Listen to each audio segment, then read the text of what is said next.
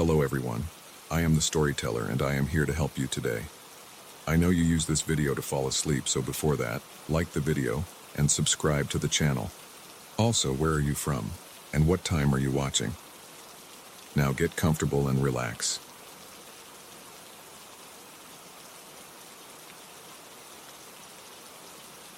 I moved into this place at the start of summer. The property is a small farm with a modest house, a weathered barn, and a fenced pasture. There's a chicken coop on one side, but it's empty. The grass around the house grows in thick patches. On my first day, I walked around the land to get familiar with it. That's when I noticed a small clearing behind the barn. I felt uneasy as soon as I saw it. It's just a circle of dirt where the grass is thin, surrounded by some low shrubs.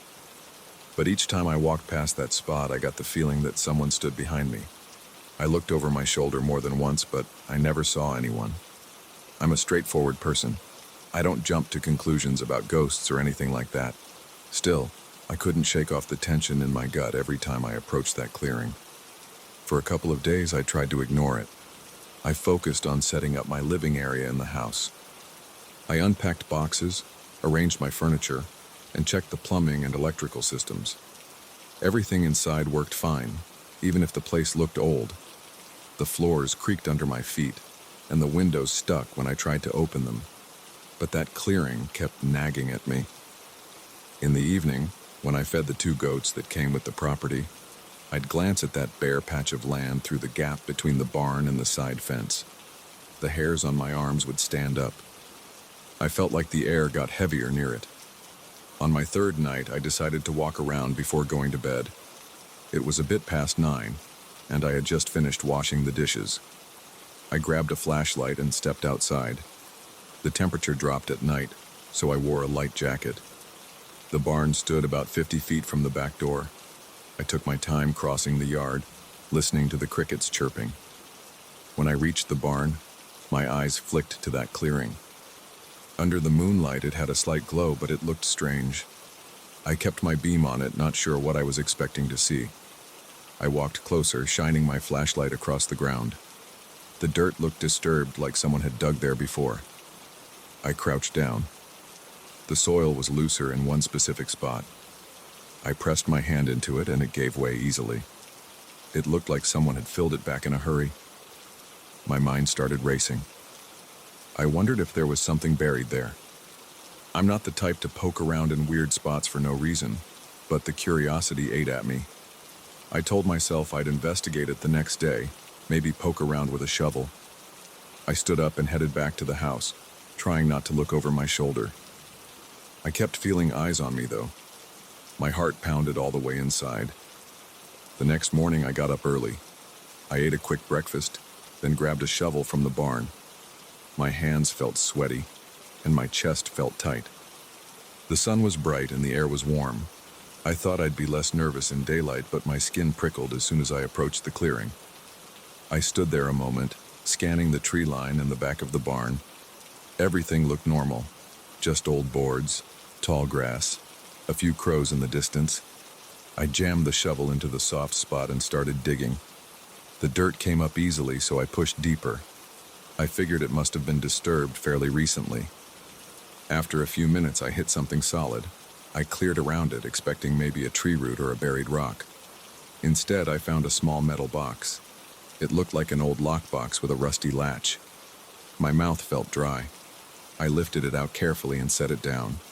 It wasn't too heavy, maybe about 5 pounds. I wiped the dirt off the top. The latch was brittle, so I pulled it and it snapped right off.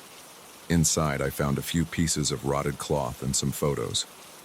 The photos were black and white. They were curled up and water damaged. I could see part of a house in one of them. The other pictures looked too faded to make out any clear details. I also found a small wooden figurine. It was carved in a rough shape, maybe a person, but it was worn down. I didn't see anything else in the box that explained why it was hidden there. I packed the items back in carefully, set the box aside, and filled the hole.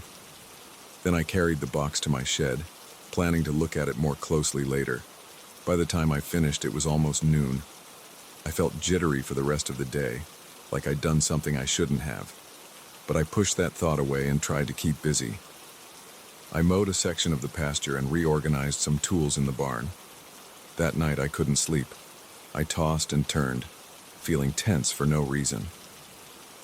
Around 1 a.m., I heard a noise in the hallway. It sounded like footsteps. My heart thumped. I grabbed my phone and turned on the flashlight, pointing it at the bedroom door.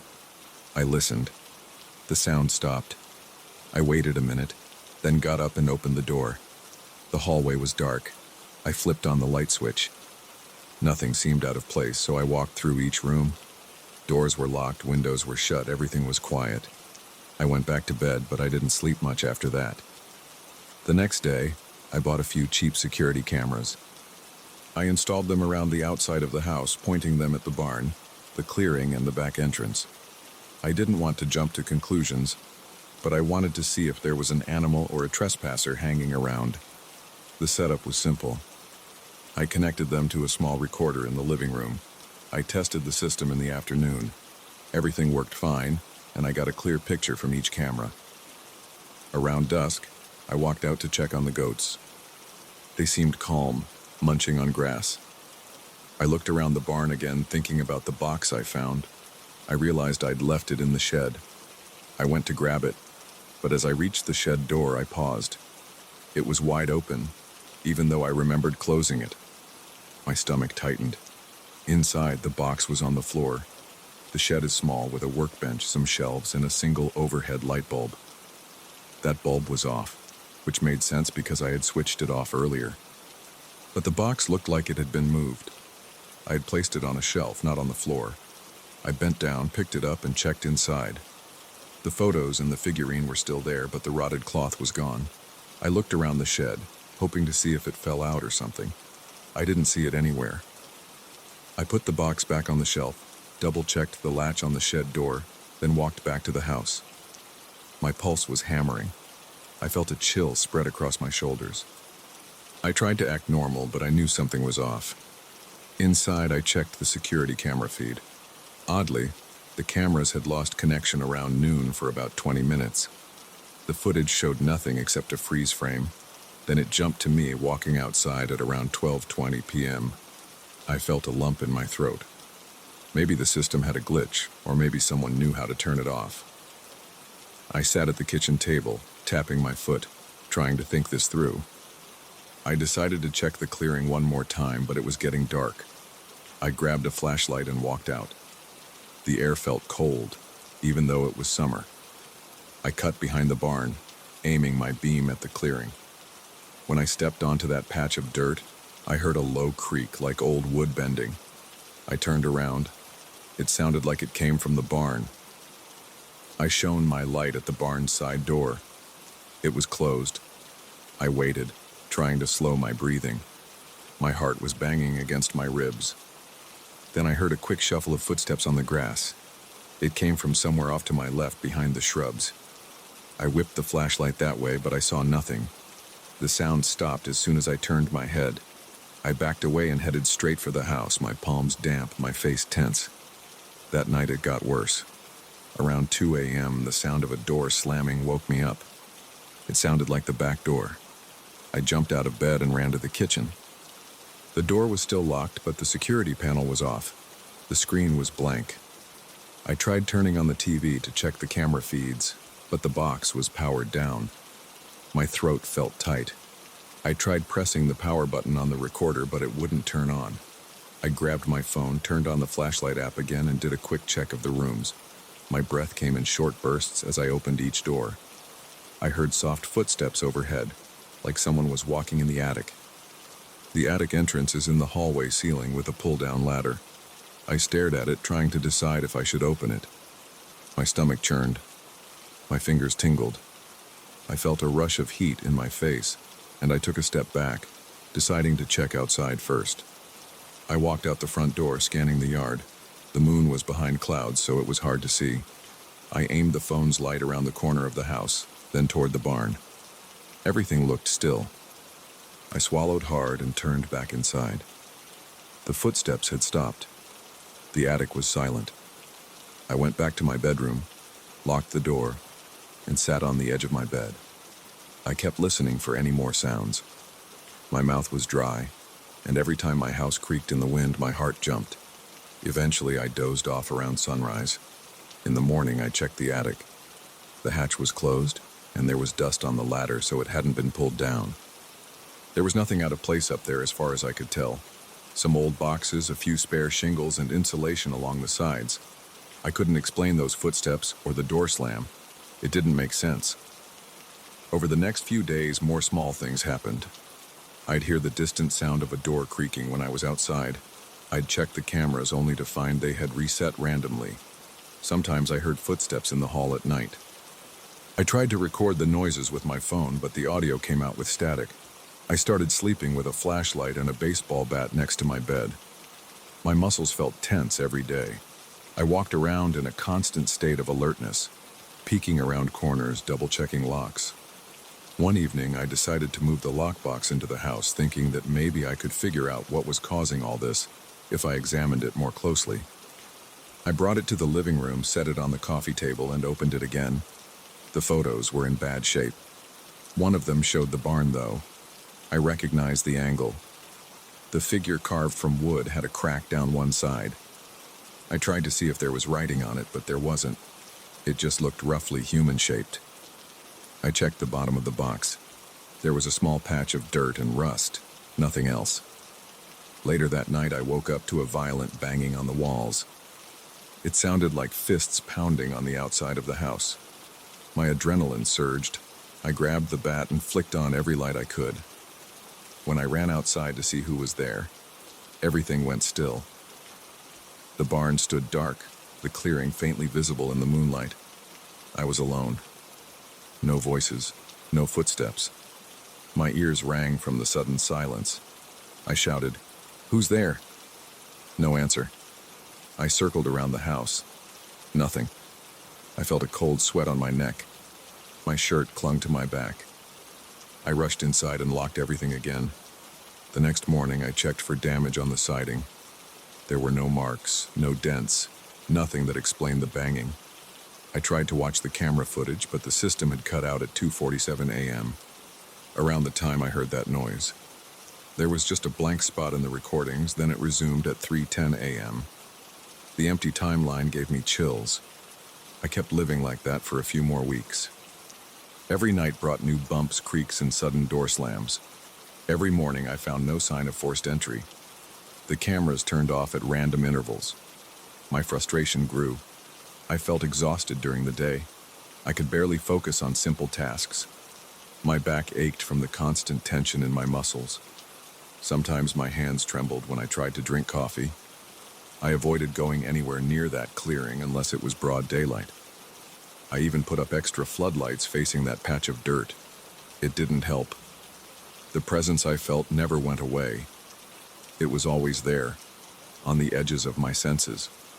One evening, I decided I had to do something about this. I took the box and all its contents, carried it back out to the clearing, and buried it in the same spot where I found it. I patted the dirt down, feeling a strange relief as I covered the hole. My nerves were on edge, and my mouth tasted like metal. I felt like I was doing the only thing that might bring me peace.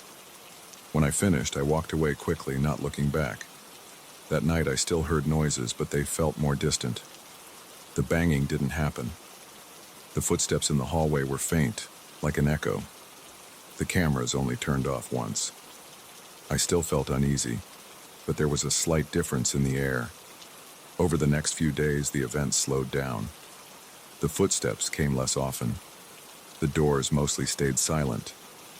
I still sensed something watching me near the clearing, but it felt less intense. I'm still renting this place. I haven't decided whether to stay long-term. I avoid that clearing most of the time, and I don't mess with whatever's buried out there. Sometimes at night, I still hear a soft creak on the floorboards or a tap on the window. My security cameras still glitch every now and then, but I do my best to ignore it.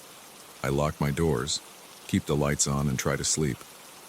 The feeling of being watched hasn't gone away entirely, but it's weaker now. I don't have an explanation for any of this. All I know is that something out here doesn't want to be disturbed. I learned my lesson. I keep my distance, and I let it stay buried.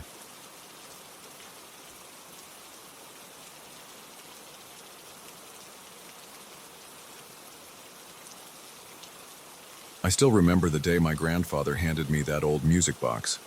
He told me it had been in our family for decades. At first, I didn't pay much attention to his serious expression. I just accepted the small wooden box and placed it on a shelf in my living room. I had plenty of other things on my mind, and a vintage trinket didn't seem important.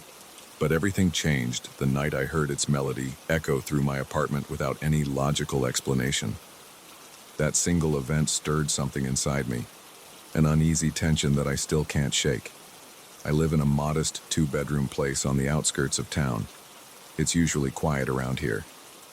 At night, I hear the hum of the refrigerator, the ticking clock on the wall, and sometimes the water pipes clanking. I'm used to those sounds. They're part of my routine. I relax on the couch, watch some shows, and maybe doze off after a long day. But one night around 2 a.m, I shot awake because I heard music. My heart thumped as I tried to figure out where it was coming from. It wasn't my phone. It wasn't the TV. It was a light, tinkling tune drifting from the direction of my bookshelf.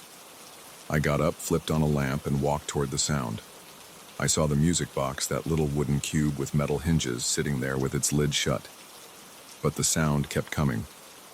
My stomach felt tight, and I hesitated before picking it up. The noise was faint, like a small music box melody. I tried opening the lid.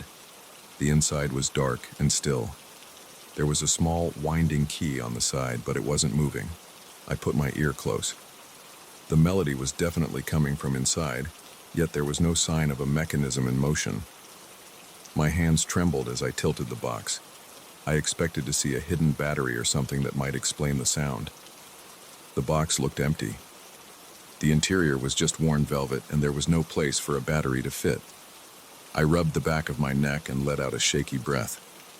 Then, as suddenly as it began, the music faded and stopped. Everything went silent again. I stood there in my living room with that wooden box in my hands. My pulse pounded in my ears, and a bead of sweat ran down my temple.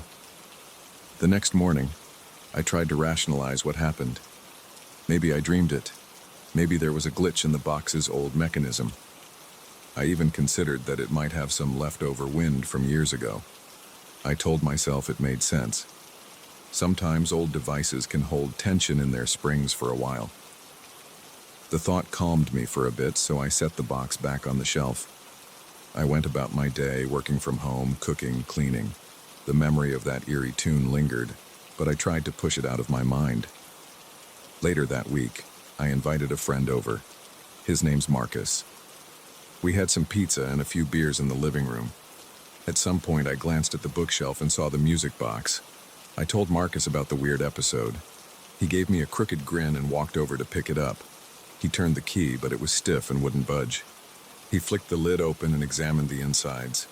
He looked a bit confused because there was no obvious mechanism, just a bit of scratched metal under the velvet lining. He shrugged and handed it back to me. "Are you sure you weren't half asleep?" he asked. I felt a little defensive, but I also understood his skepticism. It sounded far-fetched. I said it might have been a dream, but deep down, I remembered how real it felt. I could still recall the exact tune. Marcus just laughed it off, and we changed the subject. I pushed the box aside and continued our conversation about sports and work. By the end of the night, I had almost convinced myself it was all in my head. But after Marcus left, I found myself staring at that box. I couldn't help it. My chest felt tight and my scalp tingled as I approached it. I lifted it, gave a tiny shake, and heard nothing. No rattle, no loose parts. Just the weight of old wood and metal. I tried turning the key again, but it was stuck as always. I set it down and went to bed, feeling that uneasy weight in my stomach. A few nights later, I was lying on my couch, trying to fall asleep in front of the TV. The house was dark except for the glow of the screen. My eyes were drifting shut when I heard that melody again. My muscles tensed, and I felt goosebumps on my arms. I snapped upright and muted the TV. The tune was clearer than before. Soft, tinny notes repeating the same short sequence. I tried to ignore the chill running up my spine. I walked slowly to the bookshelf, clenching my jaw. The box was closed. The key hadn't moved. Yet, the music played. I grabbed my phone from my pocket to record it. I tapped the record button and my hand shook a bit as I held the phone near the box. My breathing grew shallow, and my heart pounded. The melody looped for maybe 10 seconds before it died out again. I stood there in silence, listening to the sound of my own heavy breathing. After that, I tried to make sense of it. I played back the recording. Sure enough, there it was. Faint music on the audio. I felt a jolt of relief, at least because I wasn't losing my mind. I had proof. But having proof also scared me because it meant there was something I couldn't explain. I paced the living room, arms crossed, eyes flicking back to the bookshelf. I texted Marcus the audio file, but he didn't respond right away. I spent the rest of the night tossing and turning in bed, half afraid I'd hear that melody again in the dark. Over the next few days, I tried different experiments. I shook the box, opened it, inspected every inch with a flashlight. I even pried out the velvet lining, searching for hidden wiring or electronics. I found nothing but the bare interior. The wood was chipped in places, and there was a small chunk of metal in the bottom that looked like part of an old gear. No power supply, no speaker, no reason it should emit any noise. Whenever I messed with it during the day, it stayed silent. But at night, specifically in the early hours, it occasionally played by itself. The unpredictability made me jittery. Every little noise in the apartment made me jump. I started leaving all the lights on. I even carried the box to my bedroom a few times, just to keep an eye on it. That didn't help. In fact, one night around 3 in the morning, I was lying in bed, looking at the box on my bedside table. My eyes were heavy, but I was too restless to sleep. Then that familiar tune started up. A shiver ran down my arms, and I sat up so fast I nearly knocked the lamp over. The notes were crisp and slightly distorted, like they were coming from something broken yet determined to function. I stared at the box, waiting to see if the lid would pop open. It didn't move. It just played. After about 15 seconds, it stopped. In those moments, I felt disconnected from my usual calm. I felt a pit in my stomach and a tightness in my chest. My breathing was shallow and my fingertips tingled from adrenaline. I didn't know what the box wanted me to do. Smashing it crossed my mind. I actually considered grabbing a hammer from the closet and destroying it right then and there. But something stopped me. Maybe it was a sense of loyalty to my grandfather, maybe it was just fear. I decided to set it on the floor, push it under the bed, and ignore it for the rest of the night. The next day, I woke up drenched in sweat. My throat was dry and my head pounded. I checked under the bed, half expecting the box to be gone or moved. It was right where I left it. I slid it out, pressed my ear against it, and heard nothing. I placed it in a storage bin in my closet. Then I slammed the closet door and left it there. I spent most of the day outside running errands and visiting a local coffee shop just to be around other people. After a few nights of silence, I started to feel better. The tension in my shoulders eased. I slept better. No random music woke me up. I began to convince myself that I had fixed the problem by isolating the box. But one night, around midnight, I heard a muffled tune from behind the closet door. My eyes flew open, and every muscle in my body tensed. The closet was just a few steps from my bed. I felt my face get hot and my stomach twisted. My heart hammered against my ribs. The tune was slightly muted by the closet door, but I recognized it right away. That same sequence of notes over and over again. I jumped out of bed, flicked on the overhead light, and yanked the closet door open. The sound grew clearer. I grabbed the storage bin and opened it. The music pulsed from the box like it had a life of its own. My breaths were shallow, and my hands shook. I lifted the box, marched to the living room, and set it on the kitchen counter. The melody kept going, steady and mechanical, even though the box's key was motionless. My jaw clenched, and I felt sweat trickle down my back. I paced around the kitchen, listening to the tune until it stopped. My stomach churned. I thought about getting rid of it entirely. maybe tossing it in a dumpster far from home. But something made me hesitate. My grandfather gave me that box. I had a hard time just throwing it away. I decided to keep it, but I didn't want it in the apartment anymore. I picked up the phone and called Marcus. It was late, but I knew he stayed up most nights playing video games, so I took a chance. He answered with a tired voice. I told him I needed a favor. The next day I drove to Marcus's place. I packed the music box in a small cardboard box and taped it shut. When I handed it to him, he looked confused. I asked if he could store it in his garage for a while. I didn't explain much, just said I couldn't keep it around. He shrugged and said he'd stash it in a corner. I drove away feeling a mixture of relief and worry. Part of me was glad to be rid of the box, but a sliver of anxiety gnawed at my mind. I didn't know if it would follow me somehow or if I'd feel compelled to get it back. For a solid week, I slept peacefully. No strange noises, no music. The tension in my chest lifted. I went to work each day, came home, watched TV, and went to bed without any drama. My appetite improved, and I laughed more easily. I felt like I had reclaimed my life. But a small part of me wondered if Marcus had heard anything. He hadn't mentioned it, and I didn't bring it up. Then one evening, Marcus called me out of the blue. I heard the concern in his voice. He said he was in his garage, and he swore he heard a weird metallic jingle. My stomach sank. I asked him to check the cardboard box. He told me it was sealed, but he could still hear a faint melody inside. My mouth went dry, and my grip tightened on the phone.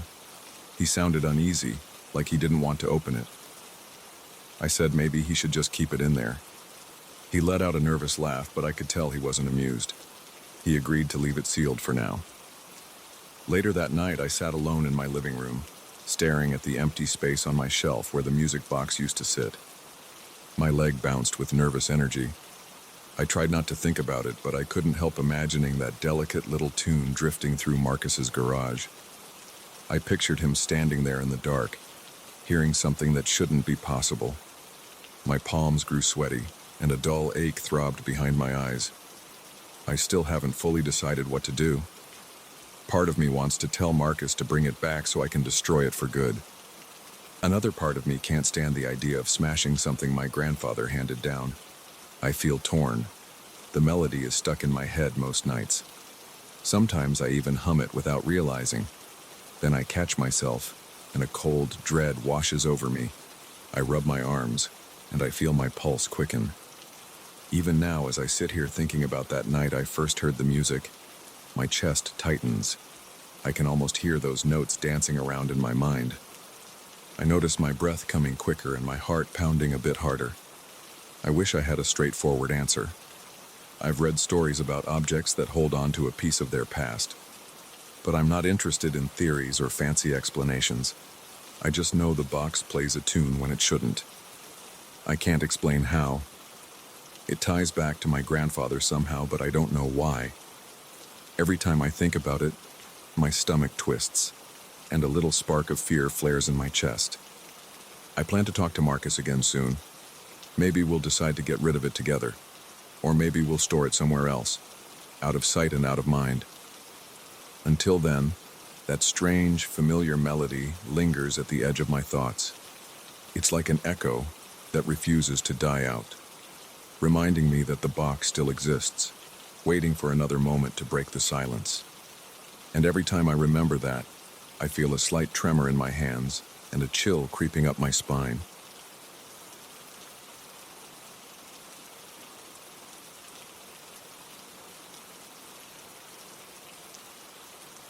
I stepped into that building the first night and felt an uneasy twist in my stomach. I saw rows of shelves crammed with dusty boxes and broken equipment. The fluorescent lights overhead gave off a faint buzzing sound. The whole place looked neglected. I was hired to do inventory for a company that bought the old site. No one else wanted to do overnight shifts here. I accepted because I needed the money and the quiet seemed like a bonus. On my first walkthrough, I noticed random stains on the floor and some scrawled graffiti on the walls. A few old desks sat in corners, and the smell of mold lingered in the air. I figured I'd power through, get the job done, and collect my paycheck. On my second night, I realized something felt off. I heard an unexpected thump from the second floor. It sounded like someone dropped a heavy object. I glanced at my watch. It was around 2 a.m. The building was supposed to be locked up. I stood there near a wooden crate filled with old electrical parts and listened for more noise. My heart pounded a bit harder than usual. I didn't hear anything else. I shook it off and returned to sorting tools. For the next hour, I scanned barcodes, wrote notes on my clipboard, and tried to ignore the echo of my own footsteps on the concrete floor. The third night, I heard something that sounded like hurried footsteps above me. I froze near a row of metal racks. My flashlight beam jumped around as I tried to pinpoint the sound. The footsteps moved back and forth. They were quick, and they seemed to stop as soon as I started walking toward the stairs. My arms felt tense. My mouth went dry. I thought maybe some kids had broken in. I switched off my flashlight to hear better. The footsteps faded. I climbed the stairs with slow steps, careful not to make noise. When I reached the second-floor corridor, I saw the long hallway with flickering ceiling lights. The paint on the walls was chipped. There were old office doors on each side, most of them locked. I didn't see or hear anyone. I tried a few doors, but they were stuck or jammed. My breath sounded too loud in my ears. After a minute or two, I gave up and went back downstairs. I convinced myself it was the building settling or an animal scurrying around, but it kept happening. Sometimes I'd hear a rush of steps on the floor above me, then absolute silence. Other times I'd be working in one of the smaller storage rooms, and a piece of equipment would drop to the floor in the main area. The clang would echo, making me flinch. I'd rush out to see what fell, but I never found anyone there.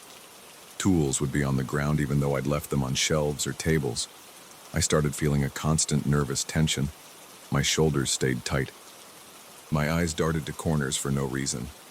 I tried to stay focused on my tasks. I tried turning up the volume on my phone's music, but that only made me jump when something else happened outside my field of vision. One early morning, around 3 a.m., I was cataloging some dusty circuit boards near a row of metal filing cabinets. I suddenly felt a strange pressure in my ears. The air felt heavy. I shut the cabinet drawer and heard my name. It was a faint whisper, right behind me. I spun around, dropping my clipboard on the concrete. There was nobody there. I heard a soft, "Michael," like a breath against my ear. My chest went rigid. My breath caught in my throat. I grabbed the nearest box cutter and shined my flashlight around the cabinets. I checked the aisles. Nothing. The tension in my neck was unbearable. I gathered my stuff and hurried to the break room, which was just a small corner with a table, a chair, and a vending machine. I tried to calm down. I drank some water, then splashed some on my face in the tiny restroom next to the break area. My hands shook. The mirror showed my face looking pale, with small beads of sweat on my forehead. I remember staring at myself, thinking that I might be losing my grip or just letting the late hours mess with me. I went outside for a minute, took a few deep breaths, and scanned the parking lot. It was empty. The street beyond the locked gate was deserted. I went back inside, locked the door again, and forced myself to finish the inventory for that night. Every noise made me jump. I left as soon as the morning shift security guard arrived around 6 a.m. The next few nights were worse. The footsteps got louder. They didn't happen every hour, but they happened enough to keep me on edge. Sometimes they stopped right above me. I stood there listening to that clack, clack, clack overhead, my spine tingling. At times, the corridor lights on the second floor flickered so rapidly that I saw flashes coming through the cracks in the floor. I found myself dreading the moment I'd hear my name again. I started bringing a thermos of coffee and some candy bars to keep me awake. My sense of time felt distorted. I lost track of how long I'd spend in each section because I was always checking around me. One night, a heavy metal tool dropped from a top shelf while I was in the main storage area. It crashed so close to me that I felt the rush of air. My ears rang. My heart pounded so hard I had to grab the edge of a table to steady myself. The tool was big, maybe a large wrench or a crowbar. I looked at the shelf above. Nothing else was near the edge. I knew I hadn't touched that area in at least an hour. I stared at that tool for a long moment, then I kicked it aside and left that section. I stayed in the break room for a good 20 minutes, just sipping coffee and trying to think of anything else. My hands wouldn't stop shaking. I began searching for explanations. Maybe squatters were hiding on the second floor. Maybe the building's wiring was faulty, causing the lights to go nuts. I considered the possibility of an intruder with a key, but the security guard, an older guy named Frank, told me the place had been locked up. He said he never saw anyone come or go besides me. He claimed the building had a shady past. The previous tenants apparently ran some sort of backroom operation. Frank didn't know many details. He only said they left a lot of junk behind. He also said a few other employees refused to work late shifts because of strange incidents. He never stayed overnight himself, so he only heard rumors. After a few more nights of hearing things and feeling like someone was watching me, I decided to check every room on the second floor. I wanted to see if there was an access point or any sign of someone camping out. I waited until around midnight, then I climbed the stairs with a firm grip on my flashlight and my phone in my other hand. I started at the far end of the hallway. The first door was unlocked. Inside was an old conference room with a long table and a dozen chairs stacked against a wall. Dust covered everything. A single overhead light flickered. I didn't see footprints or signs of recent activity. The next door was locked. I didn't have the key for it, so I moved on. At the third door, I turned the knob and it opened with a creak. The stench of stale air hit me. I found a small storage room filled with battered filing cabinets. Most were dented or rusted. I opened one drawer and found a stack of folders. The text on them was smeared. Some documents had strange symbols and random strings of numbers. I heard a noise behind me. It sounded like something brushing against the wall. I whipped around, shining my flashlight. The corridor was empty. My breathing grew shallow. My heart hammered in my chest. I hurried out of the storage room and shut the door. I checked a few other offices. They were either empty or piled with cardboard boxes. One room had an overturned chair and a broken lamp on the floor. The lamp's cord was frayed and the glass pieces were scattered around. I noticed my hands were sweating, so I wiped them on my jeans. The final door at the end of the corridor was stuck. I leaned my shoulder into it until it forced open. The room had no lights, so I only had my flashlight beam. The walls had holes, like someone had torn out wiring or maybe hidden stuff behind the drywall. A single desk stood in the corner, missing a drawer. The silence was suffocating. I tried listening for footsteps or any movement. Nothing. I turned to leave, and that's when I heard a soft scraping sound from the far side of the room. It was so faint I wondered if I imagined it. But my skin crawled. I felt the hair on my arm stand up. I left the second floor right away. Back on the ground level, I busied myself with inventory again. The sense of being followed lingered. I glanced behind me every few minutes. My mouth felt dry no matter how much water I drank. I checked my phone, hoping for a text message or some distraction, but nobody was around at that hour. The heavy silence of the building pressed in on me. Every little creak made me grip my pen or my flashlight a bit tighter. Around 3:30 a.m., I left the main storage area to move on to the smaller side rooms. The hallway lights were dim. A few bulbs had gone out. As I passed one of the flickering lights, I noticed a cold breeze on my neck. Then I felt a slight tug on my shirt, like a gentle pull. I spun around, arms raised. Nothing was there. My pulse pounded in my temples.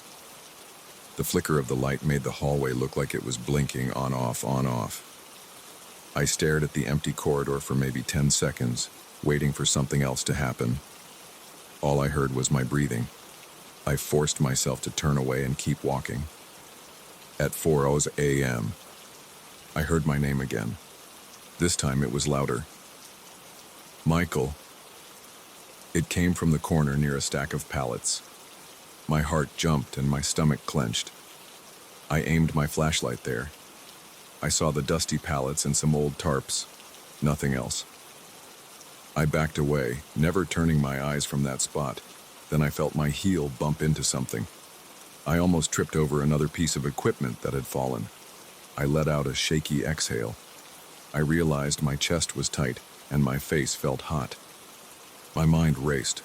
I wanted to get out of there, but I still had tasks to finish. For the next hour, I rushed through my checklist. I scanned barcodes quickly, sometimes skipping items just so I could be done. I double-checked the clock constantly. My stomach growled, but I had no appetite. My throat was so dry I kept swallowing hard. I sensed that presence around me, even though I never caught sight of an actual person. The footsteps overhead never returned that night, but a few random knocks on the walls startled me. I heard a distant clanging in the pipes once, but I didn't bother investigating. When the security guard arrived at 6:00 a.m., I felt a wave of relief. I packed my things fast. Frank noticed my anxious expression and asked if everything was okay. I just said I was tired. He gave me a weird look, but he didn't pry. I rushed out to my car, tossed my clipboard on the passenger seat, and started the engine. My hands were trembling. I could still feel the tension in my shoulders and neck. I felt like I had electricity in my veins, even though I was exhausted. I drove home in silence. I didn't even turn on the radio. By the next evening, I considered quitting. But I needed the money, so I forced myself to go back. The routine continued. Each night, something small would happen. Footsteps upstairs, a flickering light, an object falling. Sometimes I caught faint whispers that might have been my name or might have been my imagination. I tried not to panic, but my pulse was always high. I developed a habit of checking every corner before I settled into a new spot. I'd keep my back to the wall whenever I could. Over time, I learned to manage the fear by sticking to a strict system. I worked section by section, kept my music at a low volume so I could still hear if something happened, and took short breaks in the break room to calm my nerves. I never found a direct explanation for the sounds or the falling objects. The footsteps continued for a while. They'd come and go without warning. Sometimes I ran upstairs to catch whoever it was, but the corridor was always empty.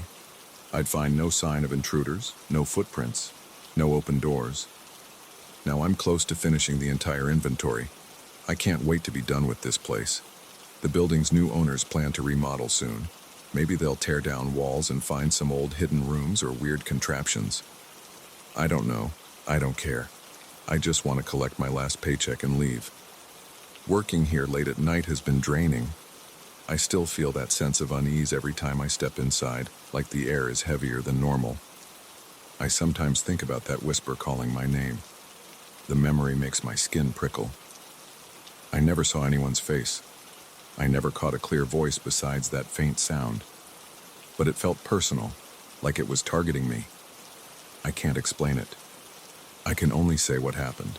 Footsteps, falling tools, flickering lights, and a whisper. I haven't told many people about it because I don't want them to think I'm just jumping at shadows. I have one more week of night shifts left. I plan to keep my head down, finish the remaining inventory, and ignore every bump and echo. If something else happens, I'll note it, but I won't investigate. I'll just get out of here when my shift is over. I don't need answers. I just need to be done. That's all there is to it.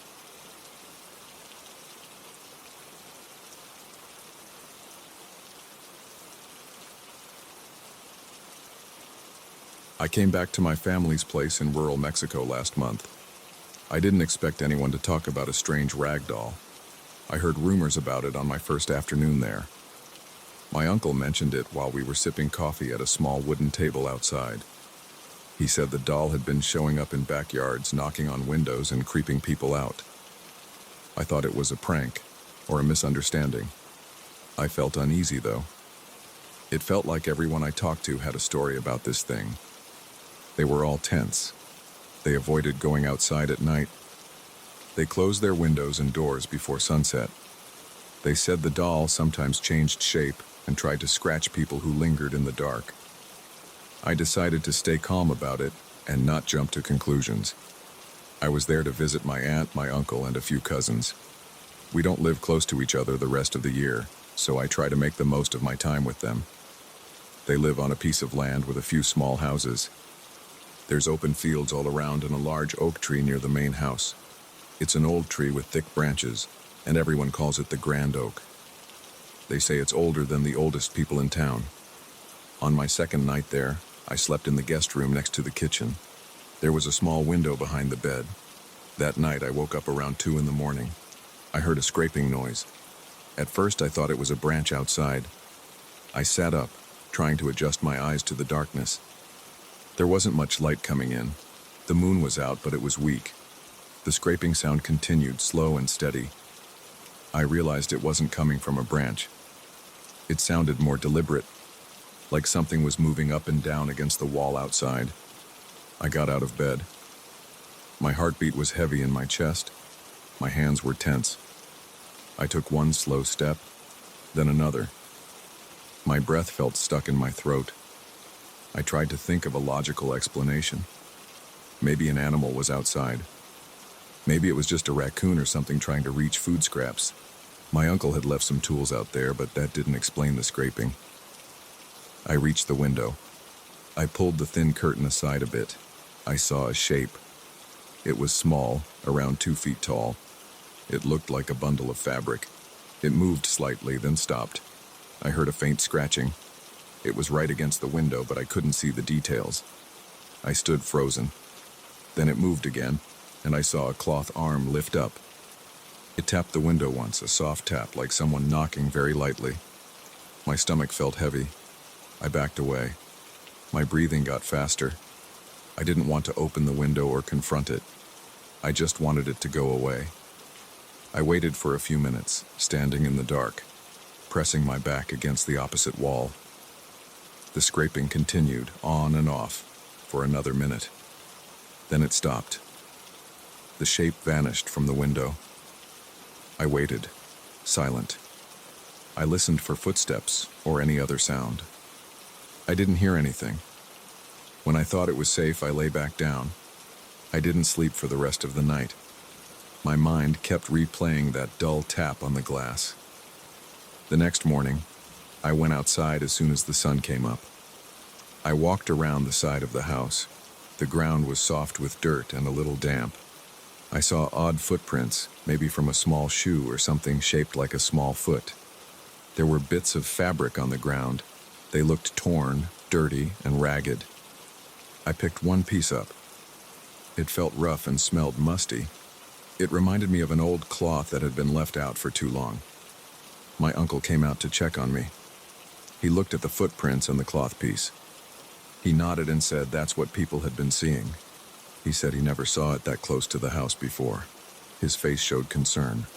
He told me it usually appeared near fences or behind the barn, not right next to windows. That day, I tried to brush it off. I worked on some chores around the property.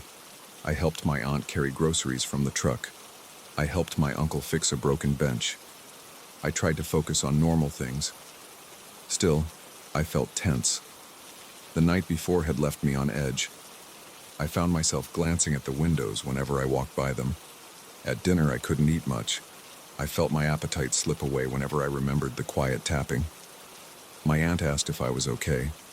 I said yes, but I knew my voice sounded uncertain. That same night, I had a vivid dream. I was standing near the large oak tree. The moon was bright, and I could see the thick branches swaying. Then I heard crying. It was soft, like someone sobbing. I looked around, but I couldn't see anyone. The sound seemed to come from the oak itself, like it was coming from somewhere near the trunk. I tried to step closer, but I felt the ground sink under my feet. The crying grew louder, and I felt a sense of panic. I woke up drenched in sweat. My chest felt tight. It was about 3 in the morning. I heard nothing in the house. It was quiet. I felt a dull headache. I couldn't fall back asleep, so I stayed up, listening for any noises outside. I didn't hear the tapping or scratching that night, but the dream left me uneasy. Over the next few days, I heard more stories. My aunt told me that one neighbor saw the doll near his backyard well. Another said it tried to climb through a window during a thunderstorm. No one got hurt, but people said the doll reached at them with twisted fingers. Some folks claimed it had a strange face, like a sewn-on cloth face without features. Others said it had dark button eyes. The stories varied, but the fear was the same. I tried to keep calm, but I started checking the windows and doors every evening. I hated the idea of it creeping around while we slept. One late afternoon, I walked to the oak tree. I wanted to see it up close. The trunk was wide and the bark was rough. I placed my hand on it. I felt the texture against my palm. Then I heard a sound. It was a light rustling from above. I looked up and saw a few leaves flutter down. I didn't think much of it at first, but then I smelled something strange. It was like old fabric, wet and moldy. I looked around the base of the tree. I spotted a piece of cloth jammed between two roots. It looked similar to the piece I found near the house, but this one was darker, almost black with dirt. I crouched down. My pulse sped up. I felt that same uneasy twist in my gut. It felt like something had dragged this piece here. I pulled it out. It was damp and reeked. I dropped it and took a step back. I walked back to the house and tried to ignore the smell on my hand. I washed up in the sink, scrubbing with soap until the scent was gone. I didn't mention it to my relatives. I was tired of making them worry. That evening, I told my uncle I wanted to see what happened at night, maybe catch the doll or figure out who was playing a trick. He told me it was a bad idea, but I insisted. We agreed to sit up near the barn, keeping watch for a while. We set up 2 folding chairs and a flashlight. Around midnight, we heard a soft rustle near the fence. We stayed quiet. I felt my heart pounding in my ears. My uncle whispered for me to keep still. We waited. Then we saw a shape move along the fence line. It was small and hunched over. The moonlight was weak, but I caught a glimpse of cloth. It stopped, then seemed to jerk forward in a shaky motion. I heard a scratch against the wooden fence. My uncle gripped the flashlight, but he didn't turn it on yet. We stayed there, crouched behind some crates, watching it. The shape moved along the fence, paused, and then it looked like it was tapping on the boards. It was rhythmic and slow. I felt goosebumps on my arms. My mouth felt dry. My uncle pointed the flashlight, but the moment he turned it on, the shape bolted. It scurried across the yard in a strange way, more like a crawling thing than a person. We stood up and chased after it. We didn't catch it. We lost sight of it near the back of the barn. We found a few more scraps of cloth near the fence. One piece was torn and had a thread that looked like a loose stitch. That was the closest I came to confronting it that night. After that, my uncle and I decided to lock all the windows and doors by dusk. We didn't want to test our luck. Still, the dreams kept coming. I couldn't get rid of the image of that big oak in my sleep. The crying felt real. Sometimes I woke up gasping, my chest tight and my palms sweaty. I never told my family about those dreams. I just tried to get through each day. The tension in the house grew. Everyone felt on edge. My aunt asked me if I thought it was some kind of spirit or old legend. I said I didn't know. I only knew it felt real and threatening. One evening I was alone in the main house because my family had gone to visit a neighbor. I decided to walk outside and sit by the large oak for a few minutes, thinking fresh air might help. I carried a small lantern and a shovel, just in case I needed to scare something away. The night was dark. The moon was hidden behind clouds. The wind was mild, and I heard a few crickets. I approached the tree. I set the lantern on the ground. I stood there listening. My skin prickled. I heard a faint sound, like breathing or wind passing through the leaves. Then I heard the sobbing again, the same sound from my dreams. It was soft and weak. It made my nerves spike. I tightened my grip on the shovel. I scanned the area. The lantern's light only reached a few feet around me. Then I saw movement behind the tree trunk. I stepped closer, my heart hammering. I felt sweat on my forehead. I tried to stay calm, I just wanted to see what it was.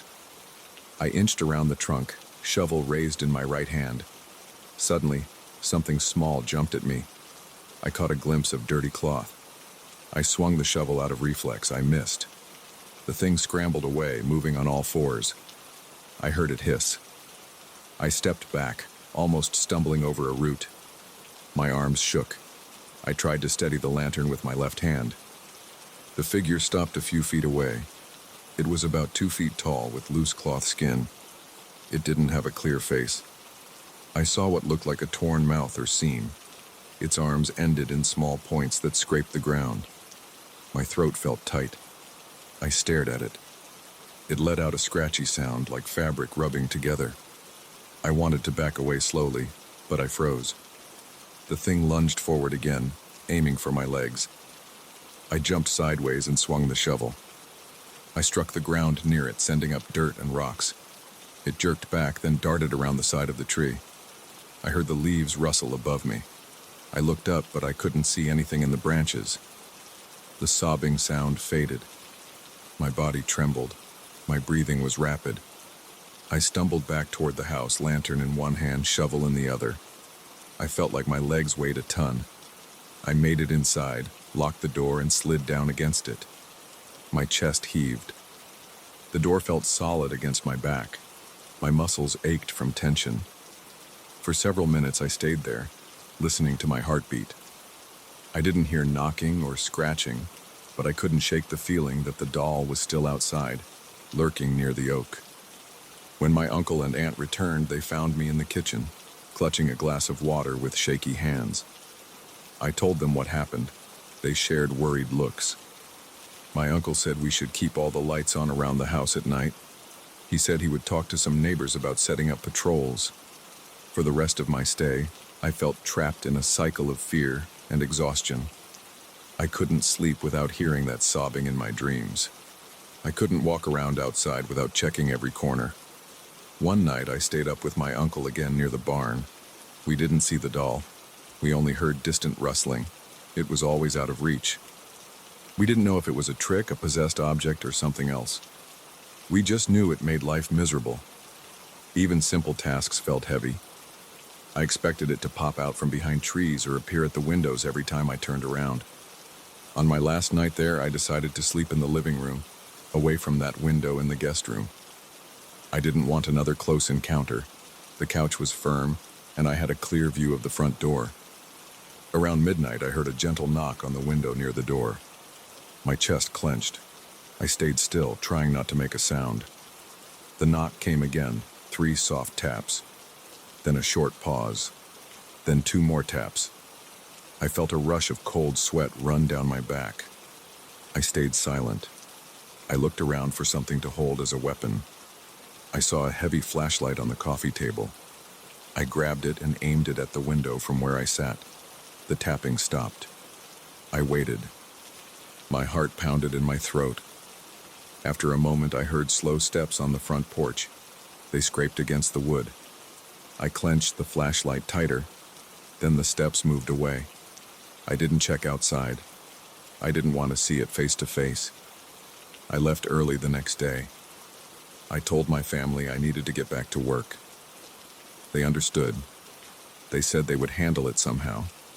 I'm still not sure what I witnessed. I can only describe what I saw and heard. I keep having those dreams with the crying near the oak tree. The memory of that small cloth shape won't leave me. I can still recall the musty smell of those fabric scraps. I don't know if the doll is something supernatural or just some twisted creation of someone in the area. All I know is that I felt real fear. I felt my body react. My mouth went dry, my hands shook, and my chest tightened every time I heard those scratches or tapping sounds. Now I'm back home, and I still get flashes of that ragged figure. Sometimes at night I hear faint noises outside my apartment window, and I remember the night I saw the doll at the oak tree. I remember the shape of it, hunched and moving in an unnatural way. I remember the tension in my muscles. I can't say I know why it's there or where it came from. I only know people in that rural area are afraid. They lock their windows before sunset. They jump at small noises in the dark. They whisper about the doll like it's part of everyday life. And whenever I think about going back to visit, I feel a dull dread. I can't forget the tapping on the glass, the musty fabric scraps, and the crying under that tree. I suspect I never will.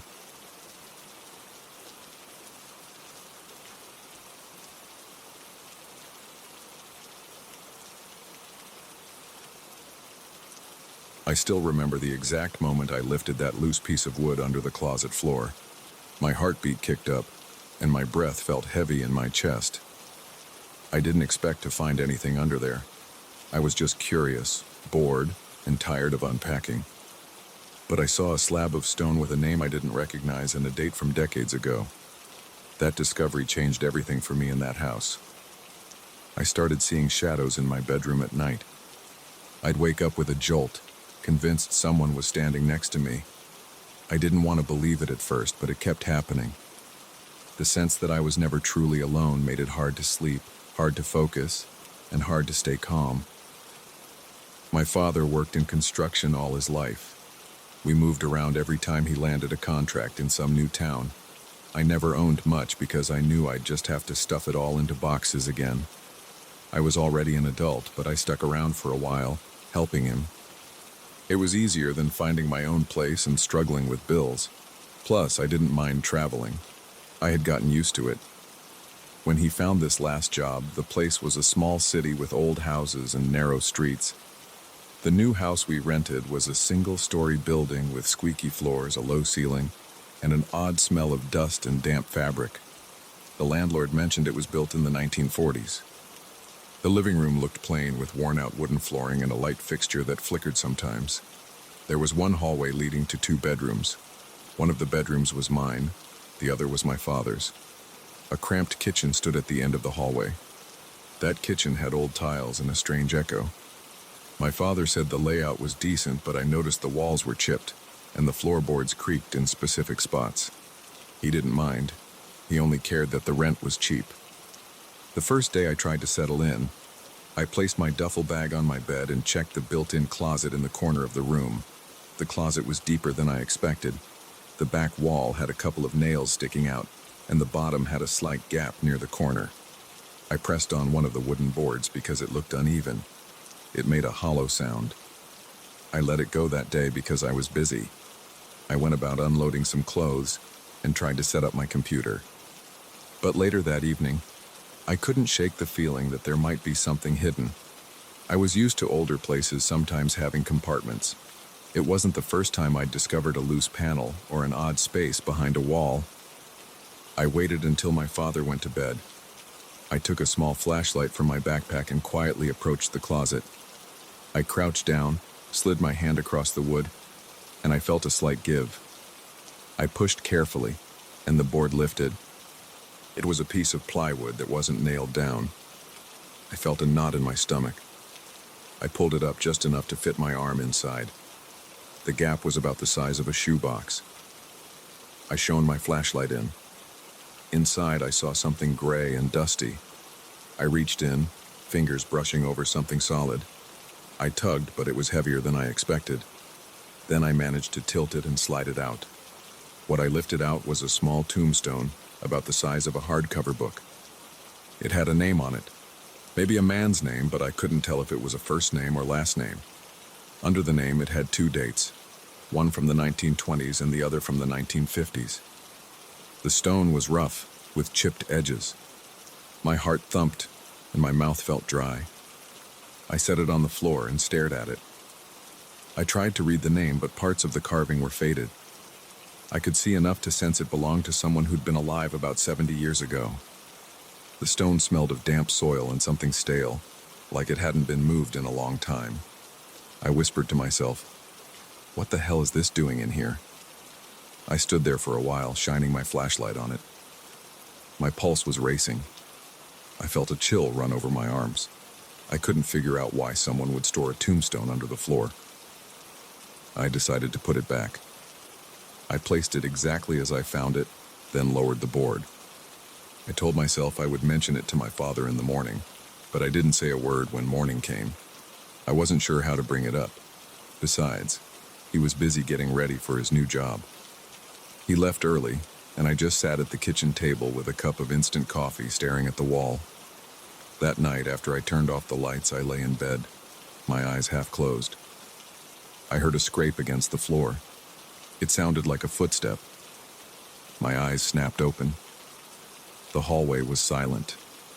I thought it might be my father walking around, but I listened and I didn't hear any more steps.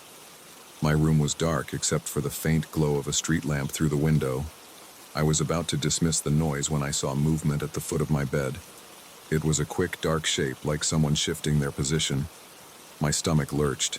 My skin tingled. I bolted upright and grabbed my phone. I turned on the phone's flashlight. There was nothing there. I breathed hard, trying to calm myself. I didn't sleep much that night. Over the next few days, I kept noticing small, unsettling things. Sometimes I'd hear the floor creak outside my bedroom door late at night.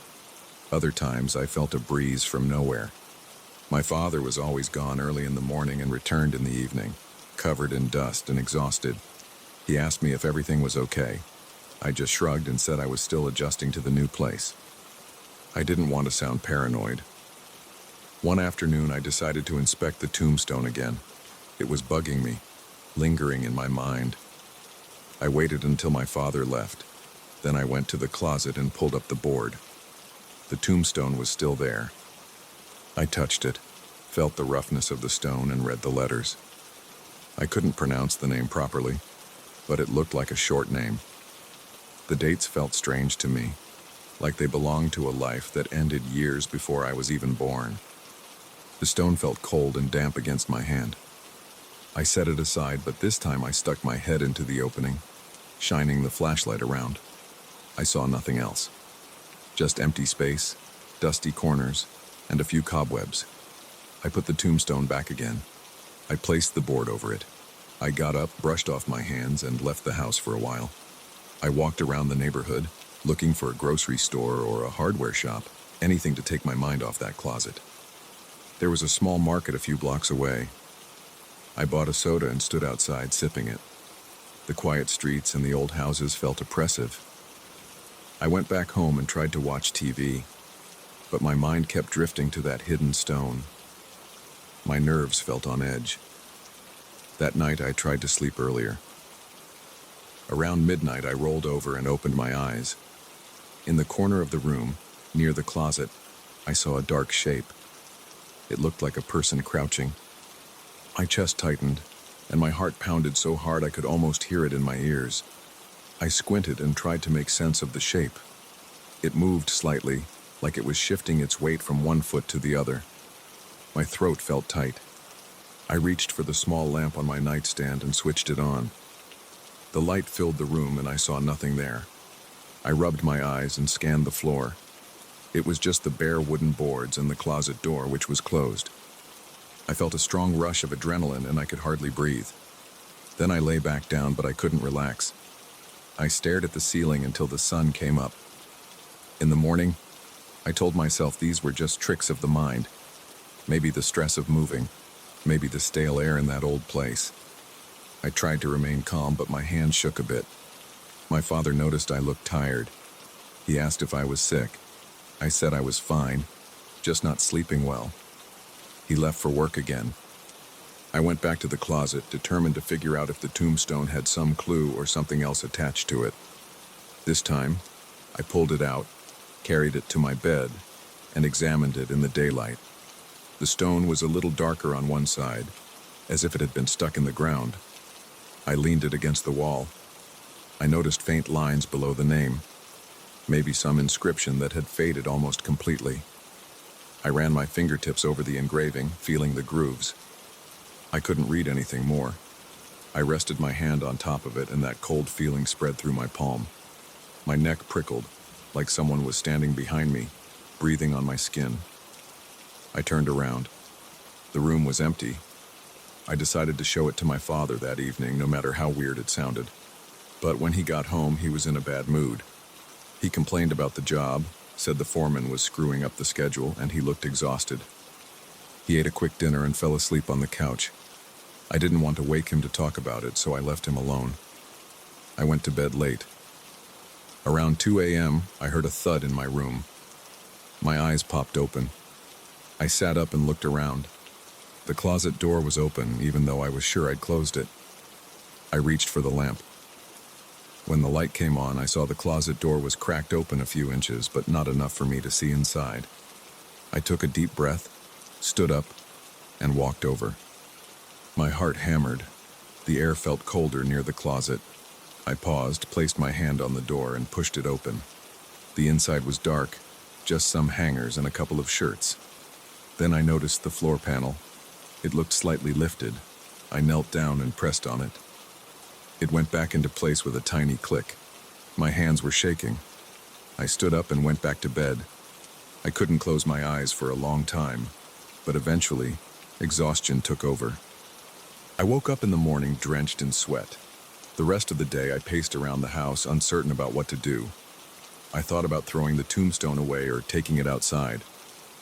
But something about messing with a piece of stone with a name and dates on it felt risky.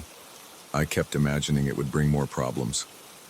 I decided to wait until my father came home on the weekend, when he had more time.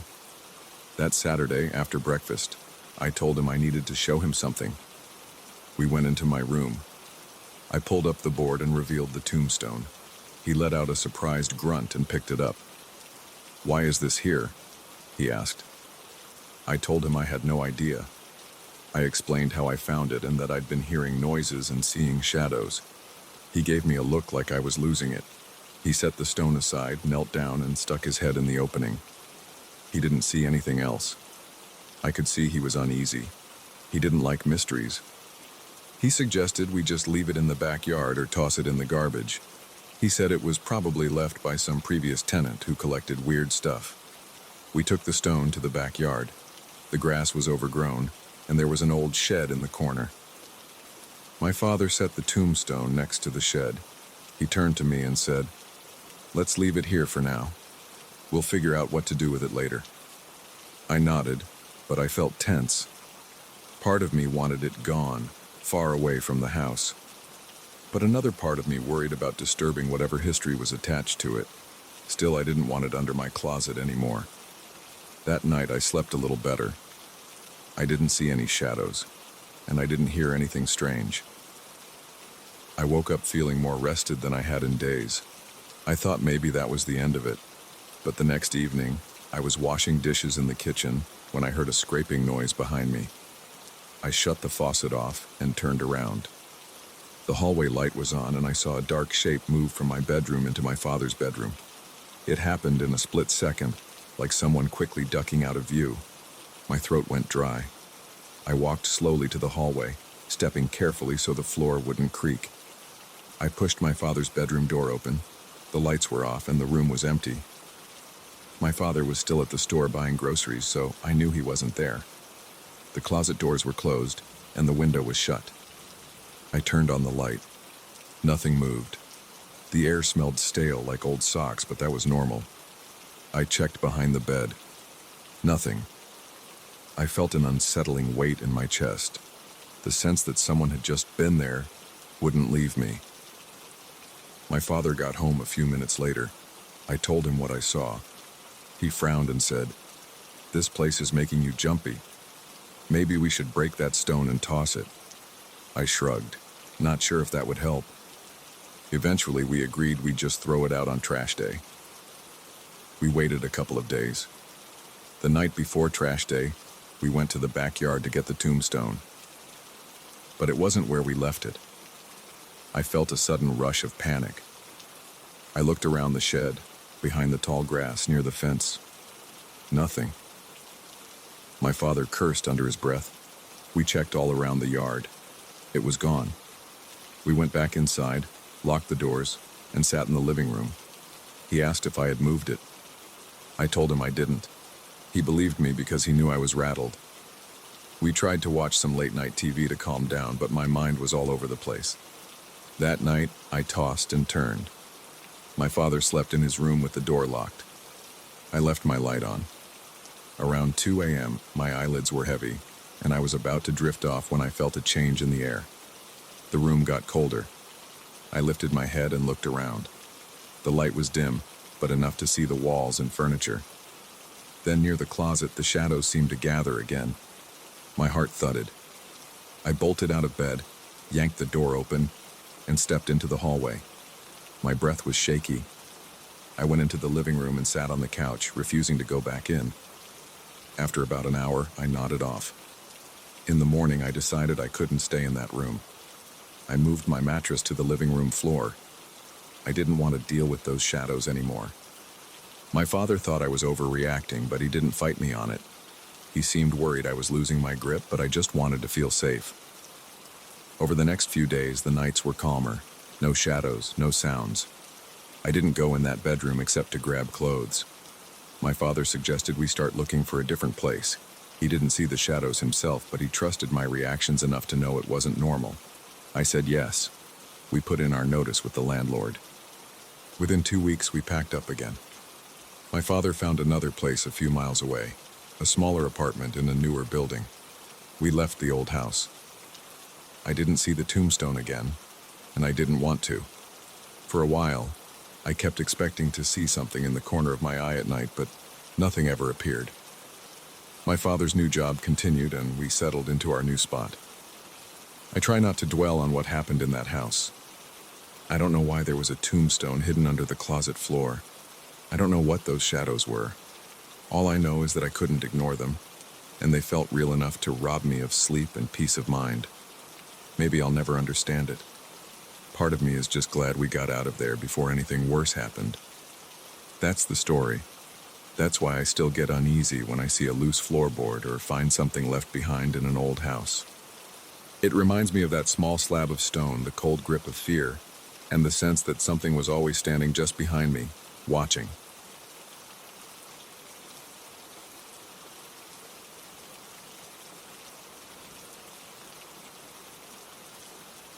I never believed in curses. I never believed in haunted objects, ghost stories, or anything outside the plain reality of everyday life. But one night, everything changed. I'm going to lay out exactly what happened. I won't dress it up. I won't try to analyze it too deeply. I'll just tell you what I saw, what I felt in my body, and what I did. After you hear this, you can decide if you believe me or not. I honestly don't care anymore. I've got enough problems without trying to convince anyone. It all started on a Saturday evening when I was about to shut down my laptop. I'd been looking up new tires for my car and checking some sports scores, just basic stuff. That's when I got a message from a guy I knew back in high school, a casual acquaintance I'll call Ryan. He sent me a private message with a short note. "You have to check out this link. People say the photo is cursed. See if you get freaked out." I laughed to myself because it sounded like a cheap trick. I usually ignore weird links, but Ryan was an okay guy in school, not really the prankster type, so I clicked it. The link took me to an image hosted on some random site. The photo was dark and grainy. It showed a narrow hallway with a figure standing at the far end. The figure looked hazy, almost out of focus, like a smudge on the lens. There was also something on the floor next to the figure, but I couldn't make it out. I let out a quick breath, more annoyed than anything else because I thought it was a dumb scare attempt. I closed the page and shook my head. Then I typed back a quick message to Ryan, something like, "That's creepy, but I don't see anything special. Don't bother sending me this stuff anymore." He never replied. I felt a slight chill on my arms after looking at the photo, but I blamed it on the fact that I was sitting by an open window. I got up, stretched, turned off the lights, and climbed into bed. I remember thinking about the shape in that hallway for a moment, but then my eyes started drifting shut. I slept, though not comfortably. I had a few restless dreams about narrow hallways and cold floors, but nothing too disturbing. I woke up at 7 a.m. to the sound of my phone ringing. It was my dad's number, so I picked up right away. His voice sounded tight and strained. He said he'd been feeling dizzy since 5 a.m., and that his left arm was going numb. My stomach nodded. I told him to stay put and dial 911 if he felt like he was about to pass out. I wanted to rush over, so I threw on a pair of jeans, grabbed my keys, and hurried out the door. My dad lives about 20 minutes from my place, so I made the drive as fast as I could. On the way, I kept looking at the clock on my dashboard. My hands felt clammy on the steering wheel. My heart was beating in my ears. I just wanted to get there. But 5 minutes from his house, my car started shaking. The steering wheel vibrated so badly my arms felt numb. I heard a loud clanking sound under the hood. I yelled at the car, telling it to hold together. Then the engine cut out. No sputtering, no slow decline, just dead. The lights on the dashboard all lit up, and the car drifted to a stop on the side of the road. I'm not a mechanic, but I popped the hood anyway. It smelled like something had burned. I couldn't see any flames or smoke, but everything felt hot to the touch. I remember muttering a bunch of curses under my breath. My phone still had a decent charge, so I called my friend Sam, who lived a few miles away. Sam said he'd come pick me up, but it would take him at least 15 minutes. I had no other choice, so I waited. My mind was on my dad the entire time. I was sweating, not from the heat, but from a mixture of worry and impatience. The back of my neck felt tense and my stomach twisted like I'd eaten something bad. Every few seconds I looked down the road, hoping Sam's car would appear. It felt like an hour, but eventually, I saw his beat-up pickup coming around the bend. I hopped in and told him to drive faster than usual. Sam's a cautious guy, but he pressed on the gas when he heard what was happening. We got to my dad's house, and I rushed inside. He was on the couch, breathing shallowly and holding his left arm close to his chest. He insisted he was okay and just needed to rest, but I could see the sweat pouring down his face. I helped him stand, and Sam joined me in guiding him to my dad's own car, which was parked outside. My dad tried to argue, but I told him not to be stubborn. We took him to the nearest urgent care center. The nurse at the front desk saw my dad's condition and told us to wait while she found someone. She returned with a wheelchair. They took my dad's vitals. His blood pressure was off the charts, and he kept feeling faint. I felt my throat tighten as I watched him. I'd never seen him like that before. In my mind, I kept thinking, just let him be okay. I can't handle this right now. He has to be okay. They admitted him to an exam room and asked me to sit in the waiting area. Sam stayed with me for an hour in that waiting area. I appreciated that. During that time, the events of the morning started clicking in my head. The weird photo, then my dad's sudden problem, then my car breaking down. I told Sam about the image Ryan had sent me, saying how it was supposedly cursed. Sam just shrugged and said it was probably a coincidence. I agreed with him, or at least I wanted to. But I kept rubbing the back of my neck, feeling those goosebumps again. A nurse came out and told me my dad was stable. They wanted to monitor him for the rest of the day.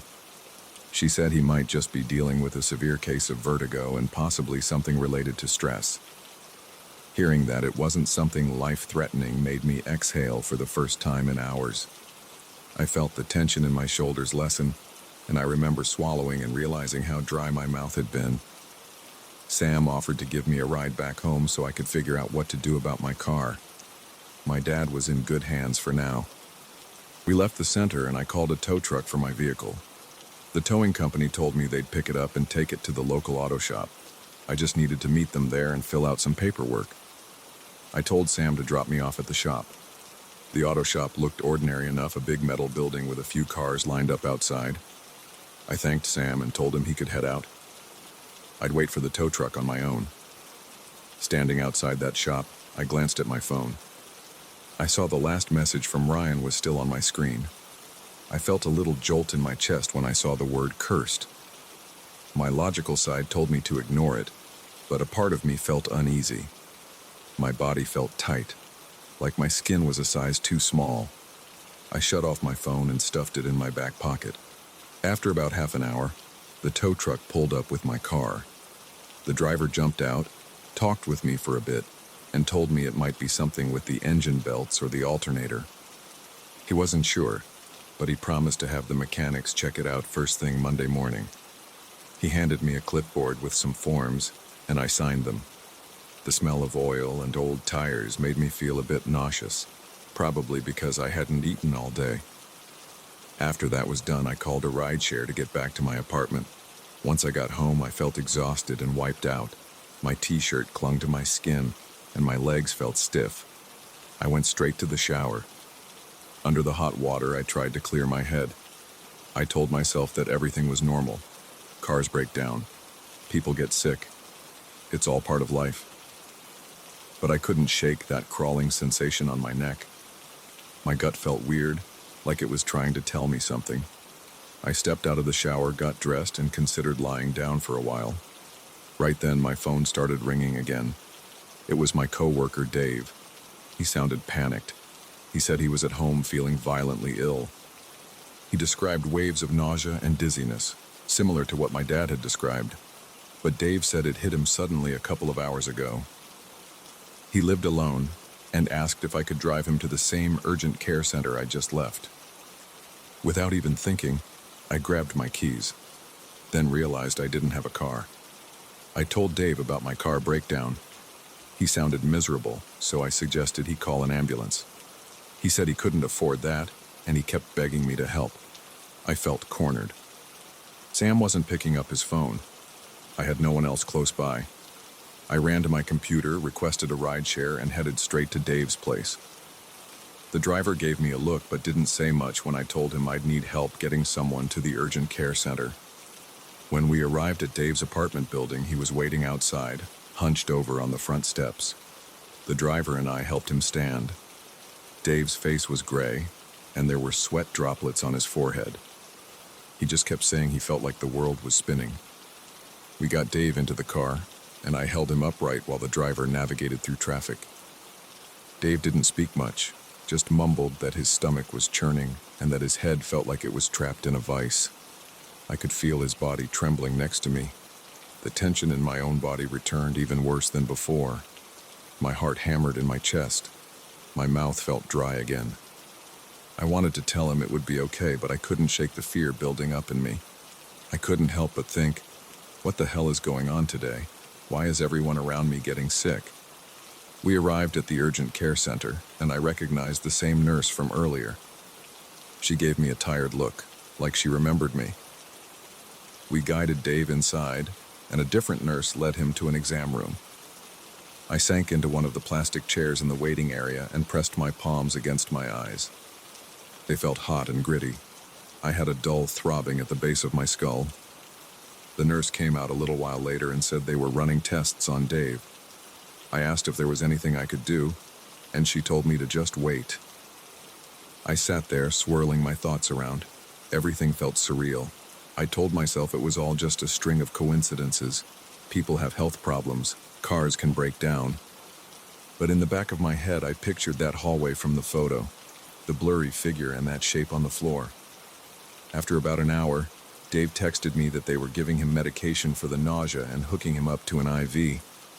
He told me he'd be there for a while. I texted back to see if he wanted me to wait around, but he said I could go. I checked on my dad.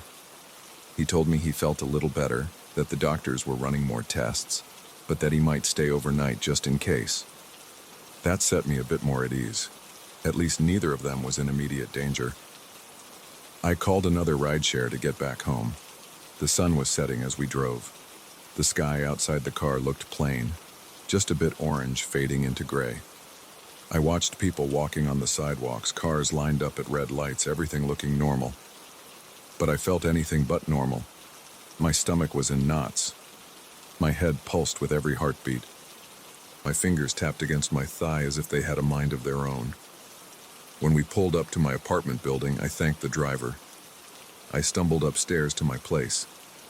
The second I got inside, I locked the door. Then I sat on my couch, took my phone from my pocket, and stared at it. My face felt hot. My breathing was shaky. I was actually afraid to open that link again. I wanted to message Ryan, ask him more about the photo, but a sharp fear clamped down on my chest. I decided I wasn't going to give it any more of my energy. I set my phone on the coffee table and stared at it, wondering if it could do anything else to me. My stomach growled, so I heated up a frozen dinner. While it cooked in the microwave, I paced around the kitchen, feeling the tile under my feet. My knees felt weak. I kept looking over at my phone. I wondered if that picture was still in my browser's history. I almost wanted to delete everything, but I stopped. I was too wound up to make a decision. The microwave beeped and I tore open the packaging. The smell of cheap pasta sauce filled the kitchen.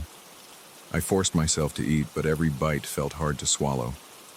For the rest of that evening, I stayed away from my computer. I tried to distract myself with a TV show, but I couldn't focus. I felt my pulse jumping in my wrists. Every shadow in my apartment made me a little uneasy. I kept expecting something to appear in my peripheral vision. At one point, I got up and checked the locks again. I eventually crashed on the couch. My head pounded and my stomach churned a little, but I wasn't truly sick. I was just tense, sweaty, and out of sorts. I drifted in and out of a half-sleep, hearing the hum of the fridge and the occasional car passing outside. Around midnight, my phone buzzed. I jumped up, startled. It was a text from Ryan. "Sorry, man, didn't think you'd take it so seriously." I stared at his words and my hands started trembling. I wanted to yell at him, to blame him for everything that had happened. But I didn't even know if there was any real connection. All I knew was that before I clicked that link, my life had been normal. Now, within hours, my dad had a sudden health scare. My car died on the road, and a coworker had a severe episode of nausea. I couldn't handle anymore. My hands felt cold, and I could hear my pulse in my ears. I typed back a short reply. "Don't send me that crap again." Then I blocked him. I didn't want to see his name pop up on my phone anymore. I closed my eyes and tried to breathe normally. My heart thudded in my chest, and my arms felt weak. It was like my body was telling me to never look at that picture again. That night I slept for maybe 4 hours, waking up to every little noise in the building. The next morning I woke up with a knot in my neck. I checked my phone. No new messages except a couple from my dad saying he was feeling a bit better. He hoped to go home in a day or so. Dave texted that the doctors gave him fluids and medication, and he was resting at his place. Neither of them knew anything about the photo. Neither of them believed in curses, but I was done testing it. Maybe it was all a coincidence.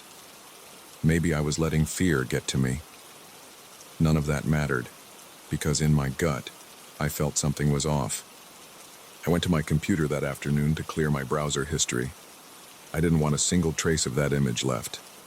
I hovered the mouse over the link for a moment, tempted to look at it again, to see if I missed something, but a nauseous feeling washed over me. My hands got sweaty and my pulse quickened. I clicked clear all and slammed the laptop shut. I still don't know if that photo had anything to do with my dad's health scare, or my coworker's crisis, or my car's breakdown. But I haven't looked at it since, and I've got no plans to revisit it. I'd rather move on and leave that link buried in my past. I never got an explanation from Ryan, and I never asked. Sometimes I wonder if things would have played out the same way if I just ignored his message.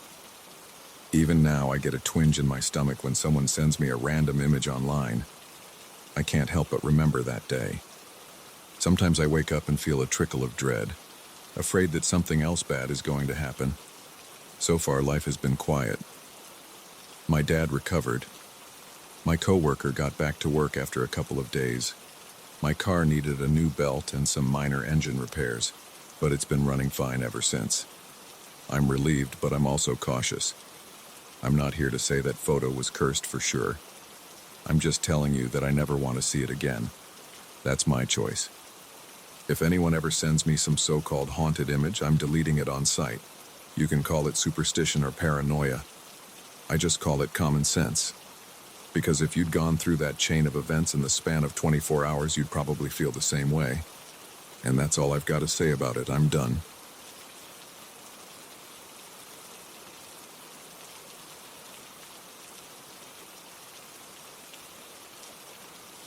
I noticed something was off as soon as I stepped into that little house. The air felt dense. It was a one-story place on a quiet street, and it looked normal at first. The paint was fine, the windows were intact, and the roof seemed stable. I remember standing by the front door with a couple of boxes in my arms and feeling a tightness in my chest. My wife was behind me, telling me to move so she could come inside. I placed the boxes on the floor and looked around. There was nothing unusual in sight. The living room had a small couch, a table, and a rug that smelled clean. My parents were outside talking to each other as they unloaded more boxes. It was the kind of scene that should have felt calm, but it didn't. I'm not someone who panics without a reason. I've lived in different homes and I know how moving can be stressful, but this was different. I felt my skin prickle. My hands felt a bit unsteady when I brought the next load of boxes inside. I wiped sweat from my forehead and took a deep breath. I told myself it was just exhaustion from the move. I tried to focus on unpacking and arranging things. My wife started placing dishes in the cabinets. My parents put their suitcases in the smaller bedroom. We didn't talk much at first. We were all tired. By the end of the day, we had most of our stuff in place. I decided to order pizza. I sat on the edge of the couch with a slice in my hand, staring at the walls. The walls were plain. No cracks, no stains. The floorboards were old, but they didn't squeak. I went out to the backyard for some air and found a small area with some wild grass. It looked untouched, like nobody had bothered to mow for a while. The sky was clear, and I could see the outline of the roof. Nothing strange. I took a few steps around, listening to the distant hum of cars on the main road about 2 blocks away. Then I went back inside. We all went to bed early. I chose the main bedroom with my wife, and my parents took the smaller one down the hall. The place had only those 2 bedrooms. I remember standing in the doorway before lights out. I looked at the living room one more time. It was dark, and the windows reflected the faint light from the street. I shrugged and went inside the bedroom. I changed into comfortable clothes and lay down. My wife was already drifting off. She breathed slowly, and her face looked relaxed. I was almost asleep when I heard a sound above me. I opened my eyes. The sound had a steady rhythm. It wasn't random. It reminded me of boots on a hardwood floor, but it was on the roof. My heart rate picked up. I kept quiet, trying to figure out if I was just hearing things. Then I heard it again. Thud. Thud. Thud. Slow steps. I turned on the bedside lamp and looked at the ceiling. It was dark, except for the small circle of light from the lamp. The steps moved across the roof, over the bedroom, then over the hallway, then back. I sat up and tried to breathe calmly. My wife stirred but didn't wake up. I wanted to check outside, but I felt a knot in my stomach. I thought it might be an animal, but the steps were too heavy. After maybe 10 minutes, it stopped. I waited a bit longer, then got up and went to the front door with a flashlight. I stepped outside in my slippers and looked at the roof. I couldn't see anything. No movement, no person, nothing that would cause that sound. The street was silent. There were a few streetlights, but they were weak. The air was cool and my skin felt clammy. I stood there for a minute, then went back in. I locked the door behind me and told myself I'd figure it out in the morning. The next day I woke up feeling tired. My wife was in the kitchen making coffee. She said she heard me get up during the night, asked if everything was okay. I told her about the steps on the roof. She paused and frowned. She said she slept through it, so she wasn't sure. My parents came in for coffee and I mentioned the footsteps. My dad said I was probably hearing the wind. My mom said maybe it was some branches scraping against the roof. But there were no trees near enough to do that. I decided not to push it. We had things to do, like finishing the unpacking and grocery shopping. By lunchtime, we started snapping at each other. My mother complained about the fridge temperature. My father started criticizing the layout of the living room. My wife rolled her eyes at me when I tried to calm them down. I felt my face get hot. My shoulders tensed and I wanted to shout, but I just held it in. We ended up eating in silence. Afterward, I went to the hardware store to get a ladder. I wanted to check the roof myself. I spent an hour on top of that house walking around. The shingles were in decent shape. No signs of damage, no footprints, no dirt patches. There was no obvious entry for an animal. I stood up there squinting at the street. A neighbor walked by but didn't look my way. Everything seemed normal, just boring. Yet I still felt unsettled. That night I decided to stay up later. Everyone else went to bed around 10. I sat in the living room with the lights off. I tried to stay quiet, listening for any noise. At around midnight, I heard those steps again. They started over the bedrooms. Thud, thud, thud, slow and steady. My throat felt dry. I stood and looked out the front window. I couldn't see the roof from that angle. The steps moved again, across the roof toward the living room area. They paused. Then they started up again in the same spot as before. I heard a soft vibration through the ceiling. I felt my skin crawl. My heart was pounding. I flipped on the porch light and rushed outside. The footsteps stopped. I couldn't see anything up there. I walked around the house, My slippers got wet from the dew on the grass. No one was around. I opened the backyard gate. Empty yard, dark corners, no movement. I looked up at the roof again, shining the flashlight around. No reflection of eyes, no silhouette, nothing. The sound was gone. I hardly slept that night. When I drifted off, I had random jolts of anxiety. My wife asked me in the morning why I looked so pale. I told her I had heard the footsteps again. She believed me because I'm not the type to lie about that. My parents seemed annoyed. My mom said maybe it was the pipes. My dad told me I was too jumpy. I felt my jaw clench. I said I'd call a roofer to check for issues. My father shook his head and went outside to tinker with his car. Over the next few days, the same routine repeated. Every night I heard heavy steps on the roof. They started around midnight and lasted for several minutes. Sometimes they came back again around 2 a.m. My parents began arguing more often about small details. My mother complained about how my father never helped with cooking. My father complained about how the plumbing was too loud. My wife and I started snipping at each other too. She said I was too fixated on the roof problem. I told her she was ignoring it. She stormed off a few times. I felt a constant tightness in my chest. One afternoon, a roofer came to check everything. He walked around, knocked on the roof, looked in the attic. He found nothing. No damage, no signs of rodents or other creatures. He said the place was fine. He left, and we still had no explanation. That night, the footsteps came again. They were strong. I could hear them overhead while I lay in bed. I felt sweat trickle down my back. My wife was tense next to me. She pulled the blanket tighter. Neither of us said a word.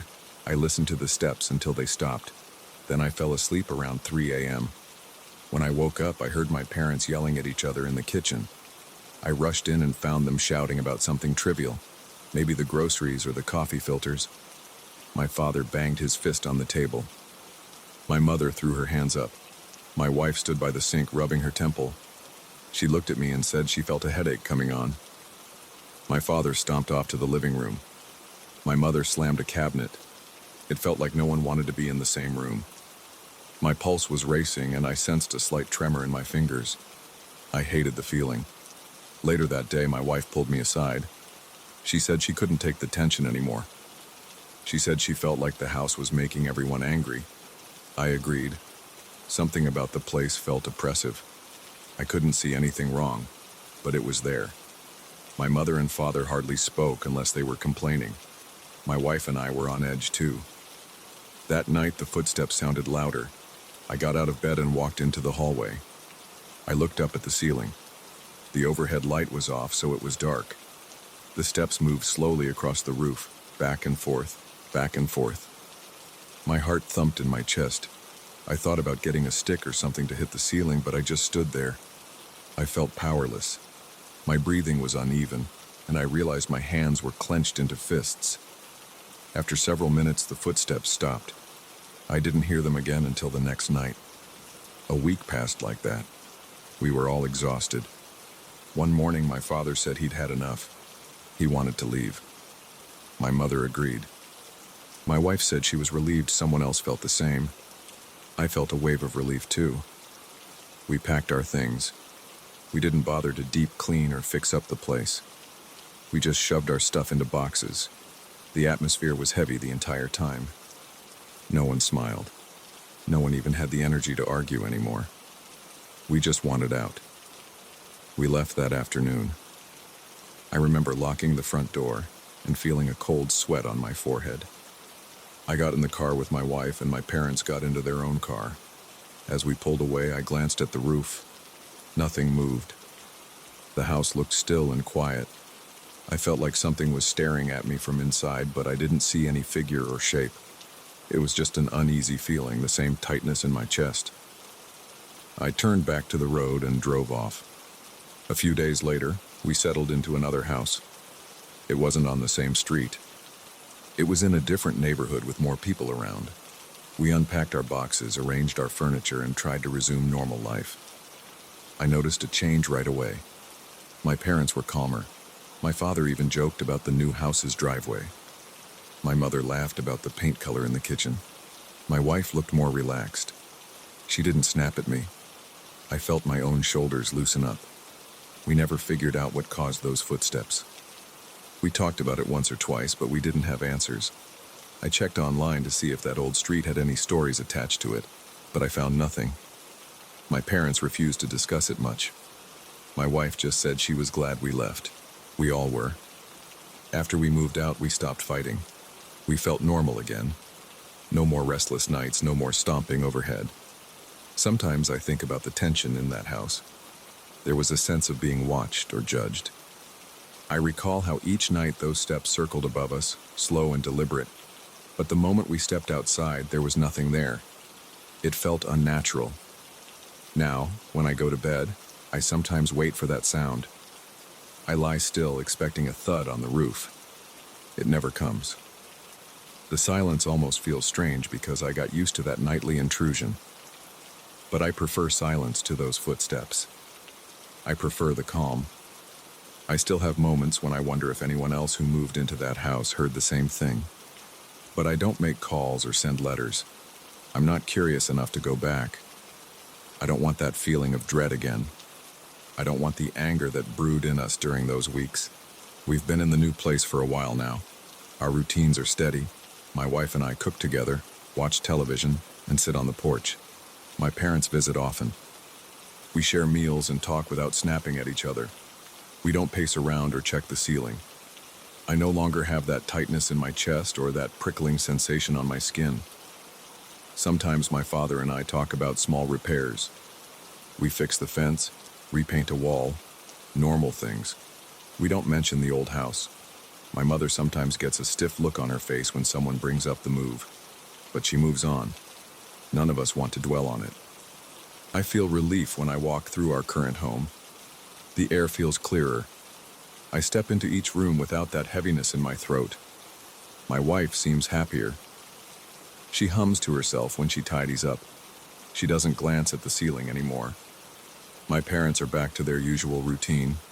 My father still grumbles about random stuff, but he doesn't explode. My mother points out little details, but she doesn't snap. It feels normal. It feels right. I don't have nightmares about footsteps, but I do remember them. Sometimes I wake up in the middle of the night and I stare at the ceiling. I listen.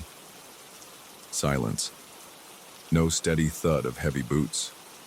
Then I relax and drift off again. My wife has a similar reaction.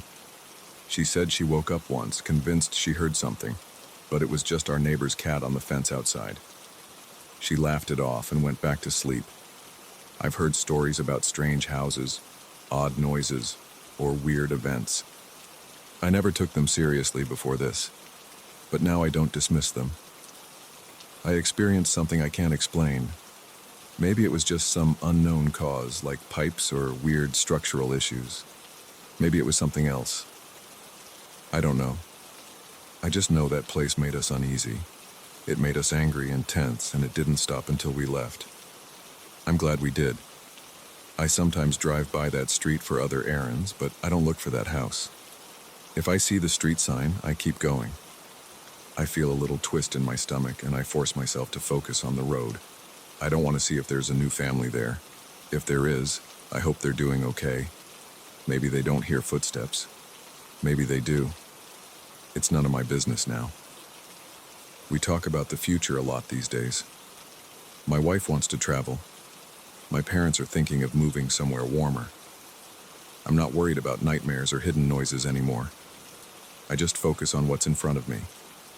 Life is better when there's no pounding overhead, no tension in every conversation. I don't need explanations or closure. We got out of there, and we're fine now. That's enough for me. And that's the whole story. We moved into a small house on a calm street. The first night I heard footsteps on the roof. It kept happening every night. The house felt wrong, and we argued over small things. We decided to leave. After that, our lives got back to normal. No more footsteps. No more tension. That's all I can say. I don't have a grand theory or a lesson learned. I only know we're happier away from that house, and I have no desire to step inside it again.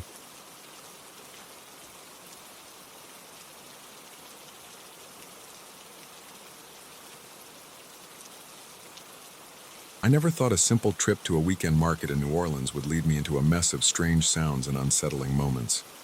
I never imagined I'd lug home a small black doll that would turn my nights into a series of tense, sleepless stretches. But that's exactly what happened when I was a teenager. I bought a cheap protector against envy and brought it back to my house. It was supposed to shield me from jealousy or bad luck. Instead, it turned quiet evenings into weird encounters and left me on edge. Getting rid of it was the best choice I ever made. I remember walking through that open-air market in New Orleans. I was 16 at the time, but I felt like I could handle myself. I had saved enough cash from doing odd jobs, so I was excited to buy souvenirs. I saw different stalls offering handmade crafts, spices, and random trinkets. One particular stall caught my eye because of its display of dolls, amulets, and strange ornaments. The vendor was an older man who barely looked up when I stopped by. He seemed bored, but when I asked about the small black doll, he perked up and gave me a quick explanation. He said it was a protector against envy, and that it was supposed to guard a home from jealous eyes. He didn't tell me much else, but I was intrigued. I liked the look of it. It was about 5 inches tall, stuffed with something dense. It had tiny stitches for eyes and a bit of red thread around its middle. I paid him a few dollars and moved along. At the time, I didn't think about curses or spirits. I just thought the doll looked cool. I tucked it into my backpack and went on my way. A week later, I got back home. I lived in a small suburban area, miles away from anything resembling the energy of New Orleans. My parents never paid much attention to whatever I brought home. They just said, "Put it away in your room." So I placed the doll on my nightstand, near a few random knickknacks I'd collected over the years. The first night I was too tired to notice anything strange. The second night I started hearing faint noises. At first I thought it was just the house settling or the wind passing through, but it sounded like a whisper. I got out of bed and looked around my room. I saw nothing. The doll was there on the nightstand, but I didn't pay attention to it. I just shrugged, told myself I was hearing things, and went back to sleep. Over the following days, I began to notice objects falling off shelves when there was no draft or disturbance. A small clock slipped off a table in the living room when I walked past. No one bumped it, no one touched it. It just fell. I heard that same soft noise at night, sometimes right by my ear. It was never clear words, just a hushed whisper. It raised the hairs on my arms. I'd turn on the light and check the room.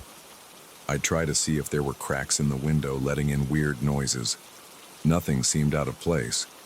But every time I looked at the nightstand, I caught sight of the doll. I swear there were moments its stitched eyes seemed too dark, like they absorbed the light in a way that didn't make sense. My parents asked me if I was sleeping okay. They noticed I looked tired. I just told them I was feeling restless because of normal teenage stuff. I didn't want to sound crazy by mentioning random whispers. I started waking up around 3 in the morning for no apparent reason. My chest felt tight, and I'd be short of breath. I'd sit up, stare into the darkness, and listen. Sometimes the whispering sound was so close, I could feel a tingling on my neck. I'd get angry and turn on the light, but the noise would stop. Then I'd look at that doll. It was always in the same place, just sitting there. One Saturday, I heard my uncle mention that he felt something touch his arm in the hallway the previous night. He said it felt like someone brushed against him. But when he looked around, no one was there. My aunt told us she heard footsteps in the kitchen when everyone was asleep. She got up and saw the fridge door slightly open, but no one was around. She closed it and went back to bed. She looked a little spooked when she recounted it. I acted like it was no big deal, but I felt uneasy. That night, I stayed in my room, trying to relax. I kept telling myself I was imagining things. Around midnight, I heard a clattering sound in the hallway. I rushed out and saw a glass on the floor broken into pieces. I thought maybe it was my uncle again, but nobody was there. My parents were asleep. My aunt and uncle were in the guest room. I cleaned up the pieces, tossing them into the trash can, and then stood in the hallway for a few moments. Everything was silent. My heart was racing, and my palms felt sweaty. My mouth went dry. I forced myself to calm down and go back to my room. I couldn't sleep. I stared at the doll for a long time. It was just a piece of cloth, or so I told myself. But the uneasy feeling in my gut was real. I felt my pulse in my temples. My head ached. I tried to distract myself with music, so I put on headphones. About half an hour later, I got this sudden sensation of cold. I pulled off my headphones and reached for a blanket. That's when I heard a noise, like a soft knock on my door. I opened it. There was no one in the hallway. I looked around, switched on the light, and checked the entire corridor. Empty. I went back and grabbed the doll. I wanted to examine it, see if there was anything inside. It felt hard, like it was stuffed with beans or maybe small stones. I couldn't see any opening. The stitches were tight. My heart started pounding harder, and I got a dull pain in my stomach. I placed the doll back on the nightstand and sat on my bed. I started sweating. My face felt hot and my legs felt weak, as though I'd run a race. I turned off the light and tried to force myself to sleep.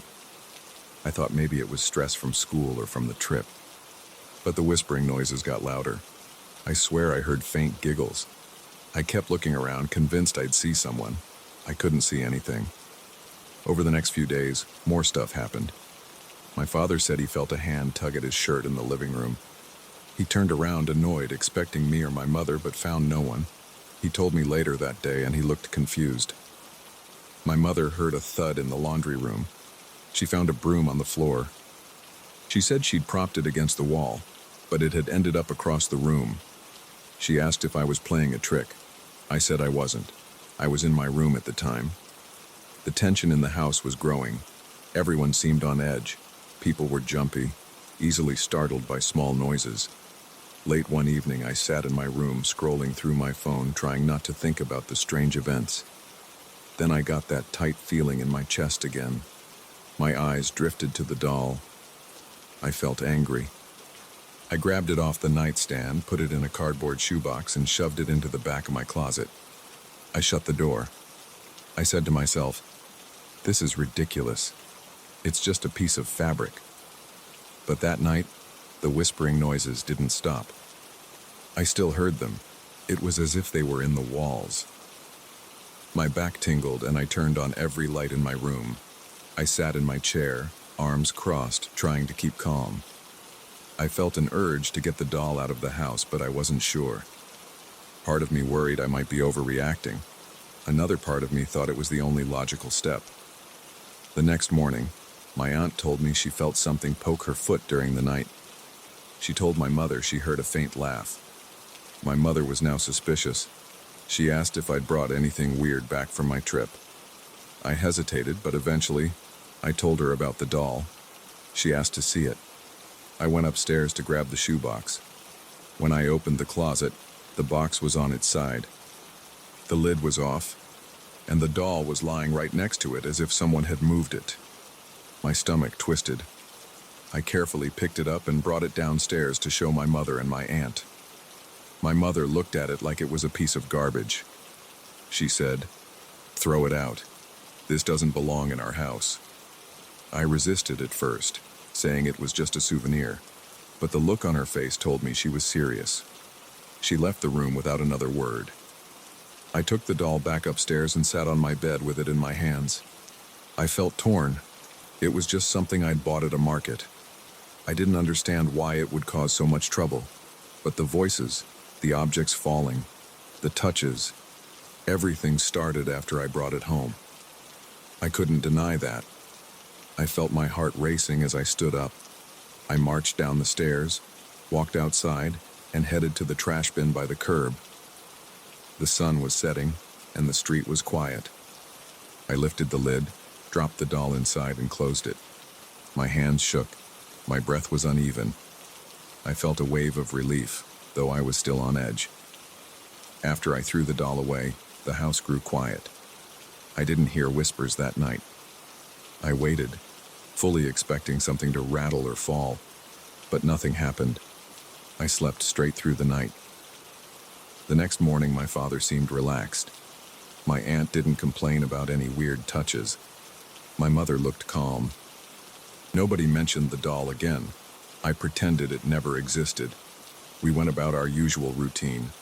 Over the next few days, the place felt normal. No unexplained footsteps, no objects shifting, no whispered voices. I kept checking the trash bin, half expecting the doll to reappear, but the collection truck came and took it away. I felt an odd mixture of relief and embarrassment. Part of me wanted to forget it all, but I still replayed every strange noise in my head. I didn't like the feeling of not having an explanation, but I decided I didn't need one. All that mattered was that the weird experiences stopped. My parents never pressed me for details. I think they just felt better once things settled. My uncle asked me once if I believed in curses, and I just said, I don't know. I didn't want to dig into it. I wanted to move on. I went back to focusing on school, hanging out with friends, and saving up for new gadgets.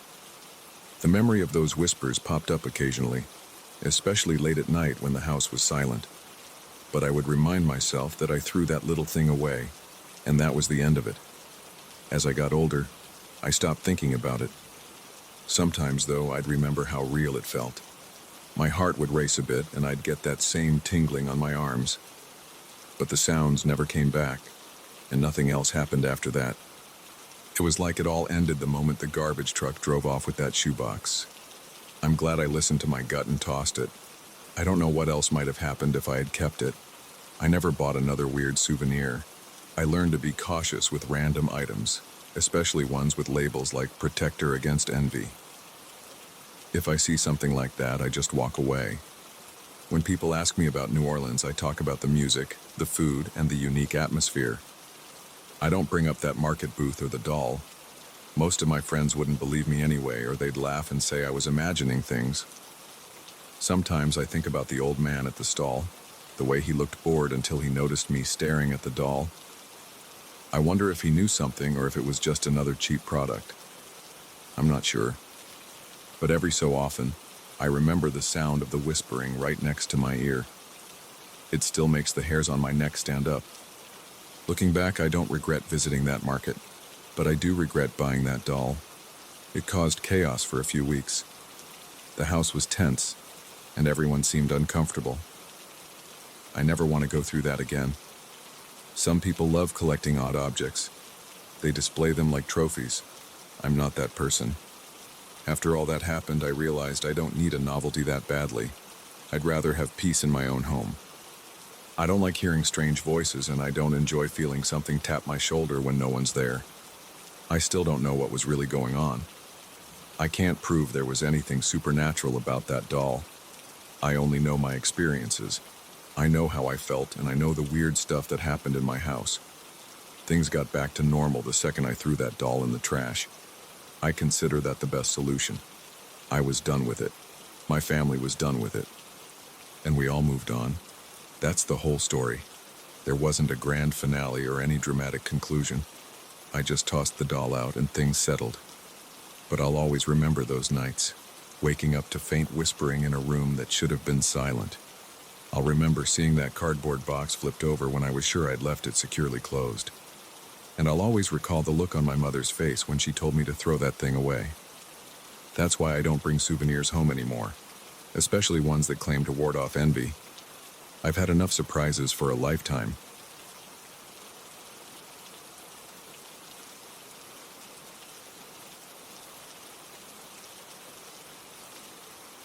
I got the job on a Monday afternoon.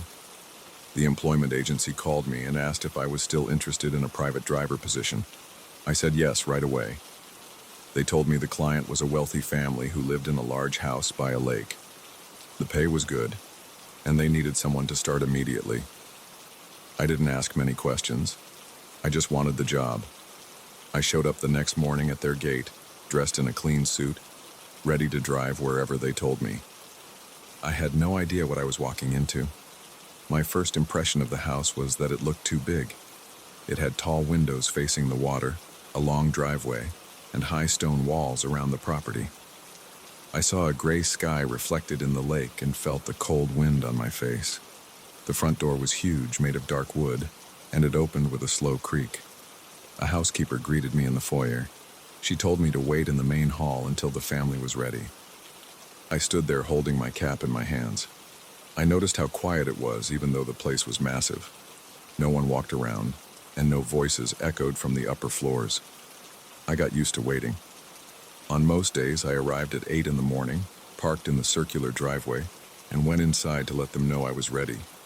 Often the family wasn't prepared right away, so I stood in the main hall or by the front staircase. That hall had high ceilings with a chandelier that was never turned on. The floor was polished marble that reflected the overhead lights. Thick rugs were laid around to muffle footsteps. Every sound seemed to vanish as soon as it left my mouth. The first time I noticed something strange was on my second day. I heard a noise upstairs. It sounded like someone running. Quick, heavy steps, then silence. I looked up, expecting to see someone on the balcony or near the railing, but I saw nothing. I thought maybe it was the father rushing around or the mother looking for something. But when they finally came downstairs a few minutes later, they looked calm and composed. They said good morning like nothing had happened. I didn't mention the noise. I figured it was my imagination. I followed them out to the car, drove them into town for some appointments, then brought them back in the late afternoon. That night, I went home tired but still grateful to have steady work. Over the next few days, more odd things happened. The hallway lights near the dining room would flick on, stay bright for a moment, then flick off. Sometimes they'd turn off right as I passed by, causing me to blink in the sudden darkness. Other times, I'd see a light on in the upstairs corridor. Then it would go out on its own. I started watching the switches on the walls to see if someone else was messing with them, but I never saw anyone do it. I didn't want to cause trouble, so I said nothing. I was there to drive, not to ask questions, but I felt uneasy. When I stood in the foyer, I often caught movement from the corner of my eye. I'd glance over and see a shape near a door, but it was never there when I looked straight on. One morning, I thought I saw someone looking at me from the top of the stairs, a small figure near the railing. I blinked, and the shape was gone. After a moment of confusion, I told myself it had to be a trick of the light. On a Wednesday, around 6 in the evening, I was waiting in the foyer again. The family was upstairs getting ready for some event. I heard footsteps above me. They were quick and uneven, like someone pacing back and forth. I shifted my weight from one foot to the other, trying to ignore how tense my shoulders felt. The footsteps stopped, then I heard a door open. The sound echoed down the staircase. I didn't see anyone come out. I stepped forward and looked up the stairs. I didn't see a single light on. My stomach felt tight. My skin felt cold. I almost called out to ask if anyone needed help, but my throat went dry. Then I heard a soft thud like a door closing. I took a step back. My heart was beating faster and I felt sweat in my palms. Soon after, the mother came down with a smile on her face. She told me they were ready. I glanced behind her at the second floor. Everything looked quiet and empty. I drove them to their event and tried to keep my mind on the road. A few days later, I got to the house early in the morning. The housekeeper let me in. She seemed kind, but also distant. I asked her if this place was usually so quiet. She shrugged and said the family liked privacy. Then she walked off. Later, while I waited in the foyer, I heard that same rush of footsteps upstairs. I felt a chill in my chest. This time, it clearly sounded like someone running around in circles. I heard a faint tapping, like hands hitting a wall. Then it stopped. I decided to check it out. I climbed the stairs one at a time, careful not to make noise. The second floor hallway stretched in both directions. The lights were off, but there was enough gray daylight seeping through the windows to let me see. I walked down the corridor, listening for any movement. There were several doors on each side, all closed. I tried to keep my breathing steady. My shoes were soft-soled, so they didn't make much sound on the carpet. Halfway down the hall, I saw one door slightly ajar. I thought I heard a faint rustling from inside. My heart pounded. I was worried I'd get in trouble for snooping, but something compelled me to push it open. I looked into a dim room that had a large bed, an ornate dresser, and a tall window overlooking the lake. I stepped inside, scanning the space. Everything was neat. The bed was made with smooth sheets. No one stood behind the dresser. No one hid under the bed. My nerves felt frayed, but I saw no sign of any person. That was when I noticed the door to the adjacent bathroom. It was closed, but I could see a thin line of light under it, even though the rest of the lamps were off. I stood there, my hand shaking a bit as I reached for the doorknob. Then I heard my phone buzz in my pocket. It startled me so much I almost dropped it.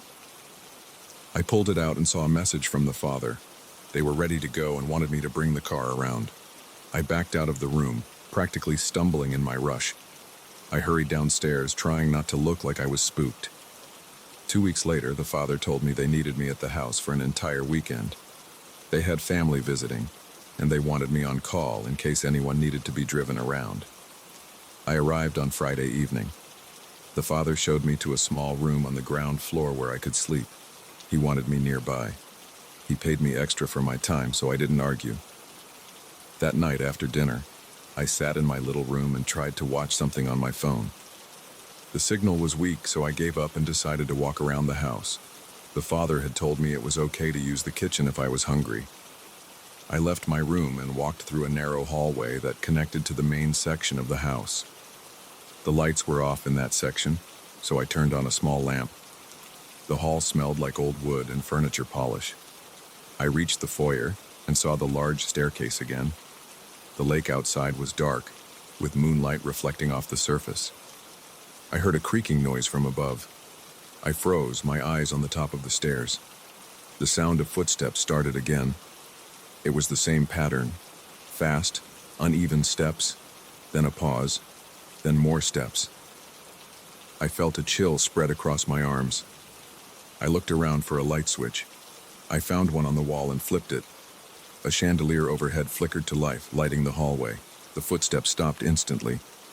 I stared at the top of the stairs, my pulse thumping. Then I saw a door handle up there move.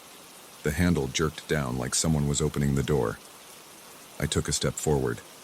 The door opened about an inch, and I saw a faint light inside that room. I waited, barely breathing.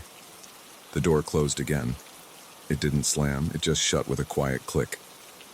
I waited for another minute, not sure what to do. Part of me wanted to run up there and yank the door open, but I remembered how that went last time. My stomach knotted up. I left the foyer and headed to the kitchen instead. Inside the kitchen, I turned on every light. I heard the hum of the refrigerator and the faint buzz of the ceiling lamp. I opened the fridge and poured myself a glass of water. My hand was shaking. I sipped the water, feeling it slide down my dry throat.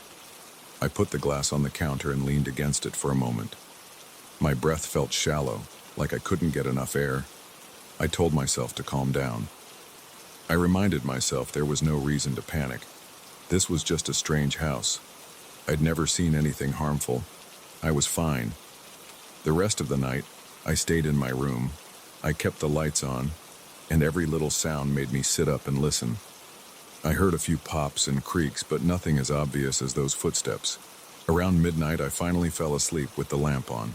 The next morning, I drove a few of the family's relatives to a tennis club in town. They chatted about real estate, sports cars, and their plans for the evening. No one mentioned anything unusual about the house. They seemed at ease, like they had no idea the place made me so uncomfortable. When we returned, I helped them carry in some shopping bags and golf equipment. Then I waited in the foyer again.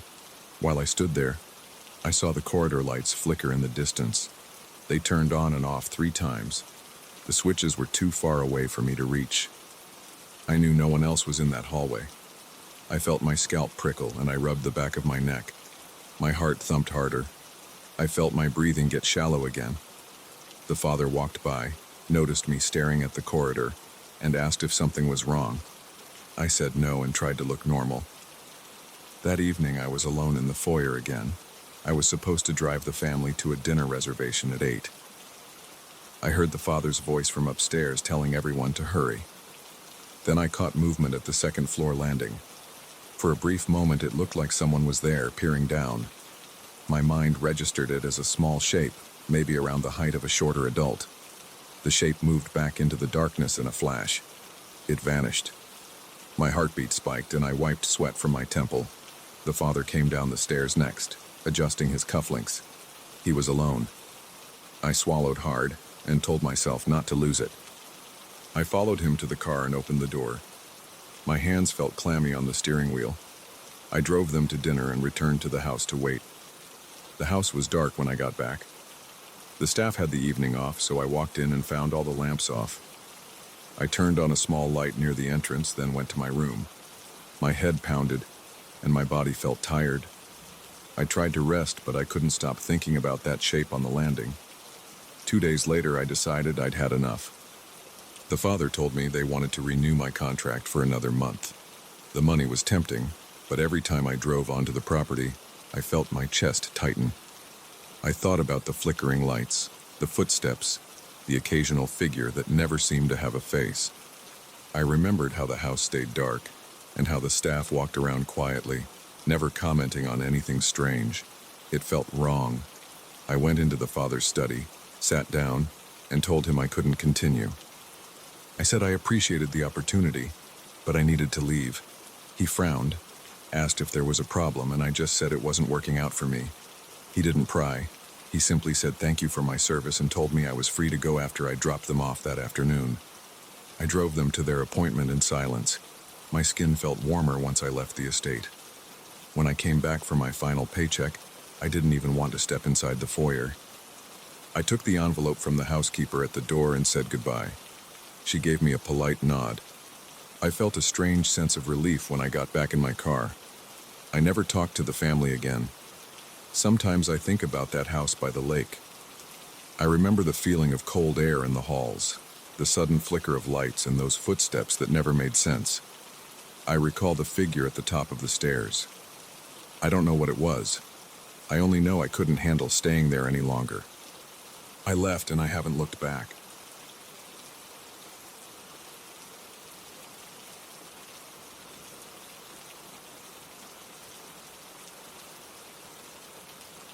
I always hated the sound of that elevator. The first time I heard it groan and rumble through the empty hallways, I felt my stomach tighten. It was late, around 2 in the morning, and I was halfway through my shift. The hospital had been shut down for months except for a small area on the ground floor where we stored emergency supplies. My job was to keep an eye on the place at night, make sure nobody broke in or messed with anything. I worked alone most nights. If something went wrong, I had a radio that connected me to an off-site security company, but they were slow to respond. They always assumed it was just another false alarm. I remember that particular week because it was hot and the air conditioning was turned off throughout the hospital. The only places that felt bearable were the stairwells, since they had windows you could crack open. The rest of the building smelled stale, like old paper and unused cleaning supplies. My footsteps always echoed in a hollow way, especially on the tiled floors. It felt like the walls absorbed every sound. The weird thing about this hospital was that even though the entire place was deactivated, one elevator kept running. Nobody could explain why. The guys who handled the technical shutdown said they cut power to everything except the emergency lighting and a few outlets for our equipment. Yet this elevator, the one near the north corridor, moved on its own schedule. It went up and down whenever it felt like it. I used to joke that the system was glitchy, that maybe some leftover circuit was messing up. But whenever I mentioned it to the day guards or the building manager, they shrugged and said it wasn't a big deal. They told me it was probably just a residual power line left connected somewhere. One night I decided to inspect that elevator more closely.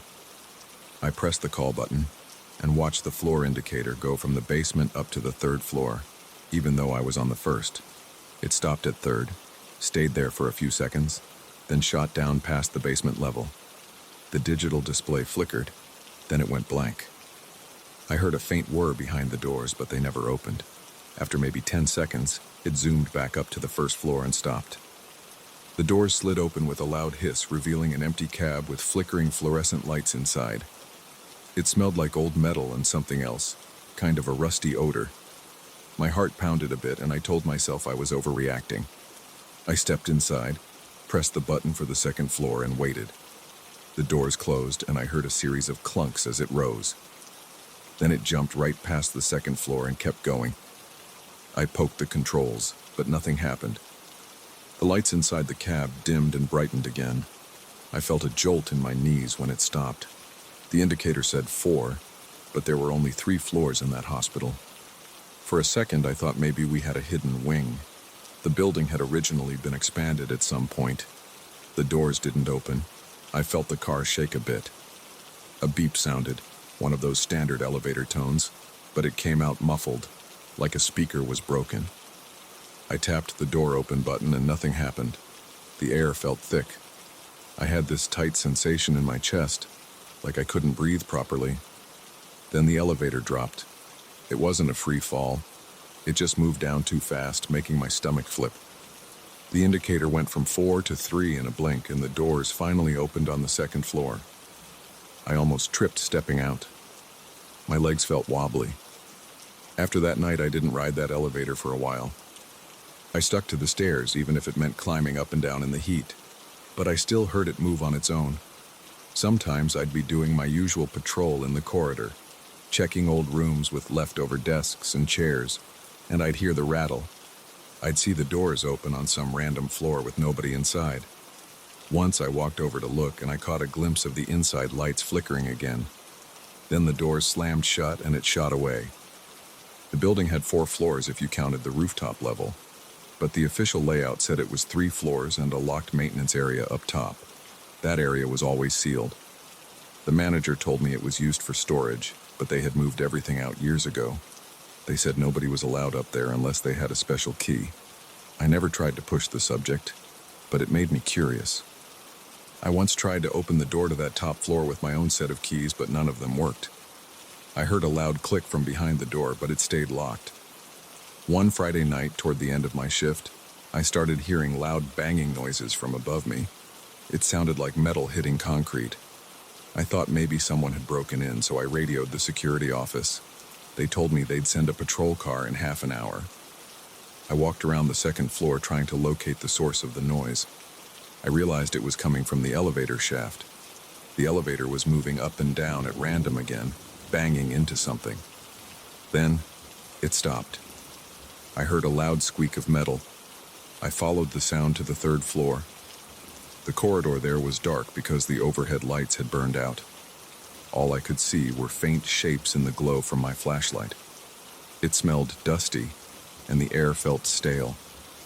I walked toward the elevator doors, and I noticed the display said 4 again. That unsettled me because I knew that was the locked floor. I felt a rush of adrenaline as I stepped closer. The doors were closed, but I heard a humming sound. It wasn't the usual motor noise. It was quieter, like something was spinning behind the metal. I pressed the call button. No response. I tried prying the doors open. They wouldn't budge. I felt my pulse beating in my throat. I stepped back and shone my flashlight down the hallway, checking if any of the side rooms were open or if anyone was lurking around. Everything was empty. The hallway smelled old and moldy. Some debris was scattered on the floor, broken tiles and bits of plaster. Suddenly I heard a small ding like the elevator was about to open. I jumped back. The doors slid apart halfway, then jerked and closed again. Then the display blinked and switched to B for basement. I heard the elevator descend. I felt tension in my shoulders. My radio crackled.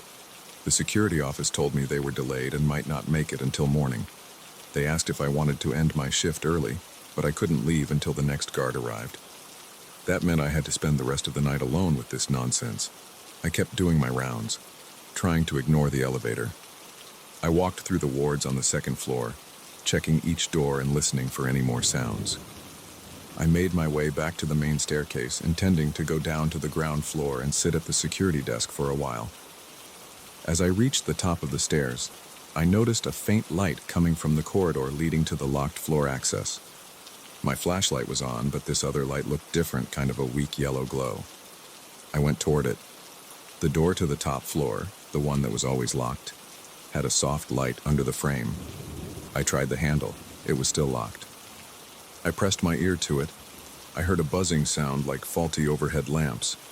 I also heard a slight scraping noise like something sliding across the floor.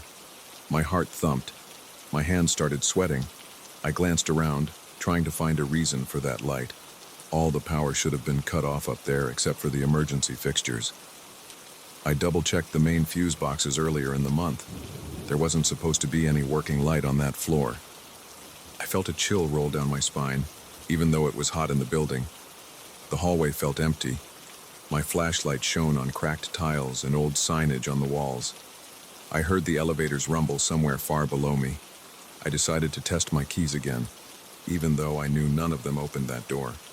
I tried every single one. The lock didn't turn. I pressed my shoulder against the door, but it was solid. I stood there for a minute, just listening. My breathing sounded too loud. My mouth felt dry.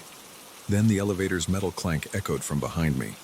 I spun around and saw the elevator at the other end of the hallway. The display read 3, but the doors were open, and the cab looked dark inside. I felt a compulsion to look inside again, like maybe I'd missed something before. I walked slowly over to it, shining my flashlight into the cab. The overhead light in the elevator was flickering again, casting quick shadows along the walls. The control panel was lit up, but none of the floor buttons were pressed. I stepped inside carefully, making sure the door didn't shut behind me. I pushed every button, testing them. The door close button worked, but then the doors bounced back open. The elevator didn't move. At that moment, I heard a faint voice, or maybe it was just a mechanical hiss. I couldn't tell. It came from somewhere above the elevator ceiling, like in the shaft. I looked up at the little hatch overhead. It was closed. My chest tightened again, and I felt a rush of panic. I started pressing the ground floor button over and over. Nothing happened. Then, without warning, the doors slid shut, and the car jerked up. The lights inside flashed. My stomach twisted, my ears popped. I watched the indicator jump straight from 3 to 4. The elevator stopped with a hard thud. The doors wouldn't open. My mind raced. I grabbed the emergency phone. It gave me a dead tone. I tried the radio on my belt. Only static came through. I felt sweat trickle down my neck. My heartbeat pounded in my temples. I started hitting the door with my flashlight. I shouted that I was stuck, just in case someone, somewhere could hear me.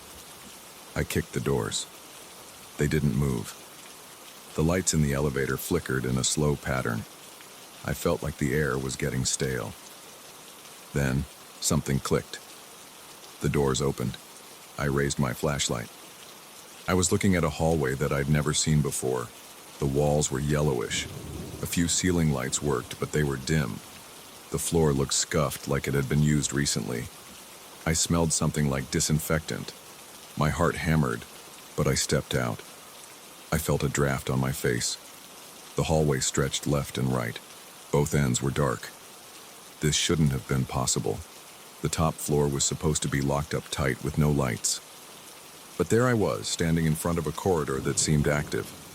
I took a few steps forward, shining my flashlight around. There were closed doors on each side of the hallway. Some had peeling labels. One door said, Storage A. Another said, Maintenance Office.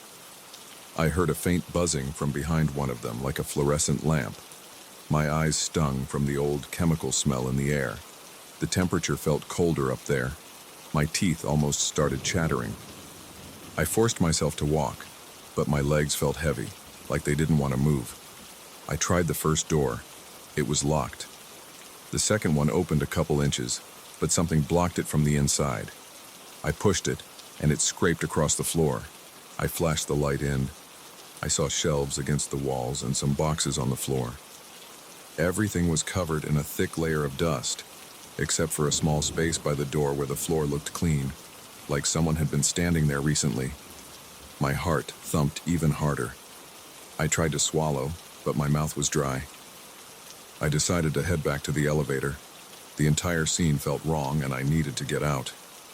But when I turned around, the elevator doors were closed. The panel above it was dark. I walked over and pressed the call button. Nothing happened. The elevator seemed dead. I slammed my fist on the doors. I heard the echo travel down the shaft. Then, out of nowhere, a loud clang sounded behind me.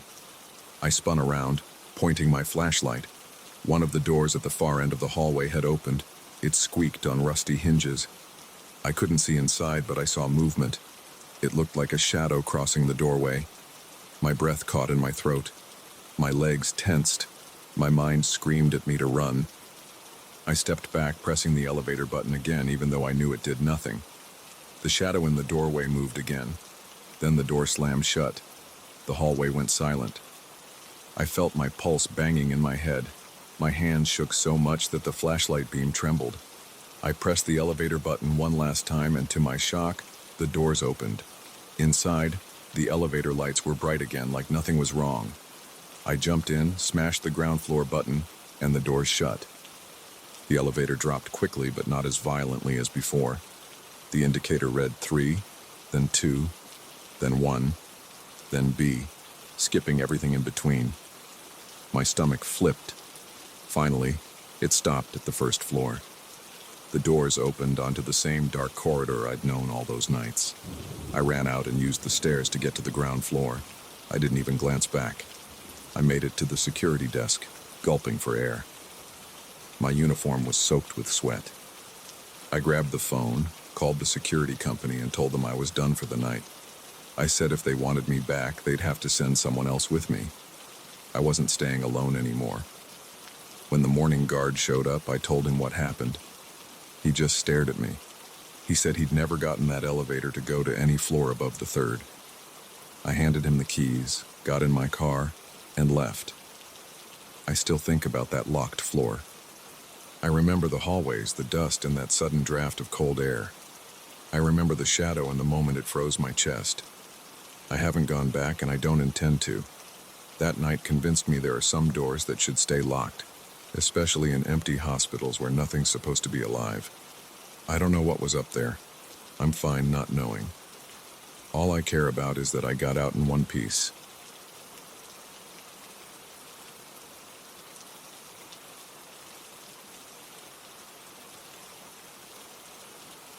I moved into that old place because the rent was so low it felt like a prank. I had checked a dozen apartments that month, and every landlord wanted more money than I could spare. Then I found this 100-year-old house on a real estate site. The ad showed a dark, weathered exterior and dusty windows.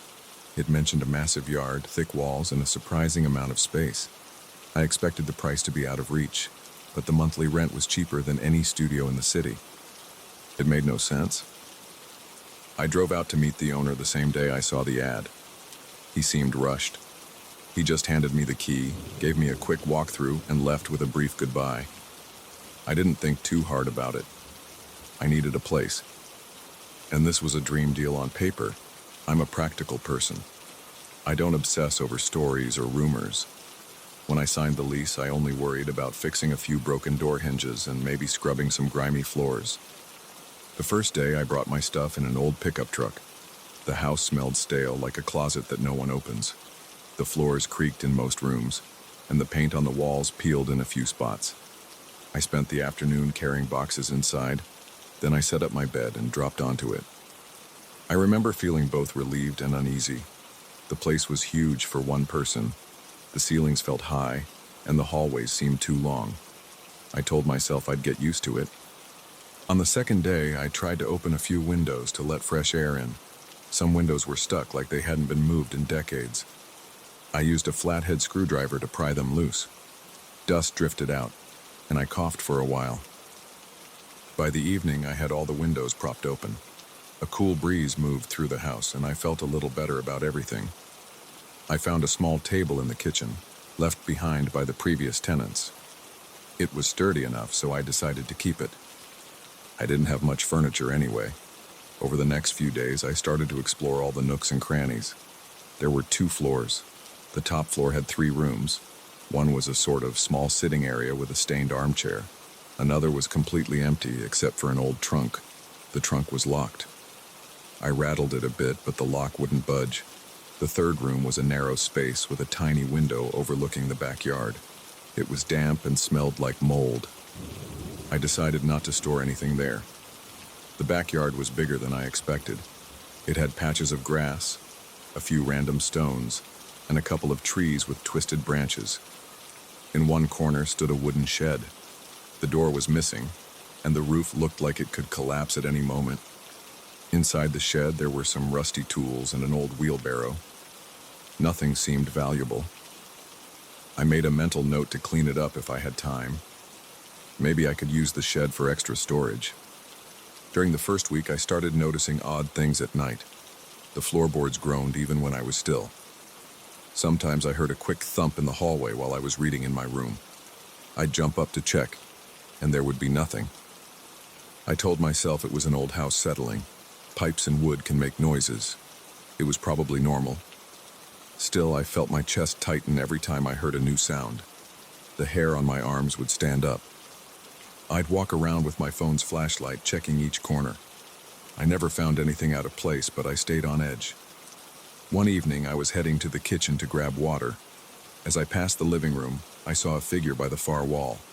It was a man, or at least it looked like a man. He wore dark trousers and a jacket with a strange cut, like something you might see in old photographs from the 1920s. He was standing there, facing me. At first I froze. My legs felt heavy. My heart slammed in my chest. I could barely swallow. The man smiled, which made me step back. I didn't hear him speak. I just saw his face and his eyes. Then I blinked, and he was gone. I stood there panting. My hands shook, and I felt sweat on my forehead. My mind spun. I wondered if I was half asleep or if the dim light was playing tricks on me. I walked around the living room, flicked all the lights on, and checked every corner. No one was there. I felt a chill in my stomach. The next day I asked two neighbors if they knew anything about the house. One older man stared at me, then asked if I had seen something strange. I told him I thought I saw someone inside. He said I wasn't the first person to mention that. According to him, a previous resident left in a hurry after claiming they saw a person in old-fashioned clothes walking around. The neighbor also said that a man who lived there decades ago had vanished. He didn't know the details, only that the man's belongings were still inside the house when the authorities arrived. It was never resolved. No one found any official record of where he went. He just disappeared. The neighbor shrugged and said the house had a reputation for scaring people off. I forced a laugh and tried to sound casual, but my stomach felt tight. I kept that in my head as I went back home. I told myself I didn't believe in ghosts or anything supernatural. I tried to stay busy. I hung some pictures. I bought a few rugs at a discount store. I added a bright lamp to the living room. Every time I saw that corner where I spotted the man, I felt uneasy. My breath would catch. I avoided looking directly at that spot. Eventually, I just kept a small lamp on all the time, so it was never dark in that area. About a week later, I decided to clear out the backyard more thoroughly. The grass was taller than I realized, and the earth felt lumpy in places. I borrowed a shovel from a friend. As I was digging near the shed, I hit something solid. I got on my knees, brushed the dirt away, and found what looked like small bones. They weren't large enough for a cow or anything big, but they were too big for something like a rodent. I took a closer look. My mouth went dry. I felt an uncomfortable jolt in my chest. They looked oddly shaped. I couldn't tell what animal they belonged to. The bones had a yellowish-brown color, and some fragments looked broken. I scanned the area for more. I found a few more pieces nearby. My hands trembled as I collected them. I didn't want to leave them there. It felt wrong. I wrapped the bones in an old cloth and put them in a shoebox. I wasn't sure what to do next. My mind raced with possible explanations. Maybe an old pet was buried here. Maybe it was something else. The smell of damp dirt clung to me. I started to feel a headache coming on. It was late in the afternoon, and I didn't want to look at those bones anymore. I placed the shoebox in the shed on a crate and left. That night I had trouble sleeping. I kept picturing the weird shapes of those bones. I heard noises in the hallway around midnight, a soft shuffle, like footsteps dragging across the floor. I stayed under the covers, my heart pounding. My mind replayed that moment in the living room. I remembered the figure's smile and felt a queasy sensation in my stomach. After a while, I forced myself to stand up. I turned on all the lights and walked from room to room, checking. My hand felt clammy on the doorknobs. My breathing was shallow. I didn't see anyone, but I couldn't relax. The next day, I told another neighbor about the bones. He suggested taking them to a local vet, or maybe the police to check if it was an animal. I decided to handle it quietly. I drove to a small veterinary clinic on the edge of town. The vet looked at them for a minute, but he said he wasn't an expert on old skeletal remains. He guessed it might be a small dog or something similar. He looked uncomfortable, like he didn't want to get involved.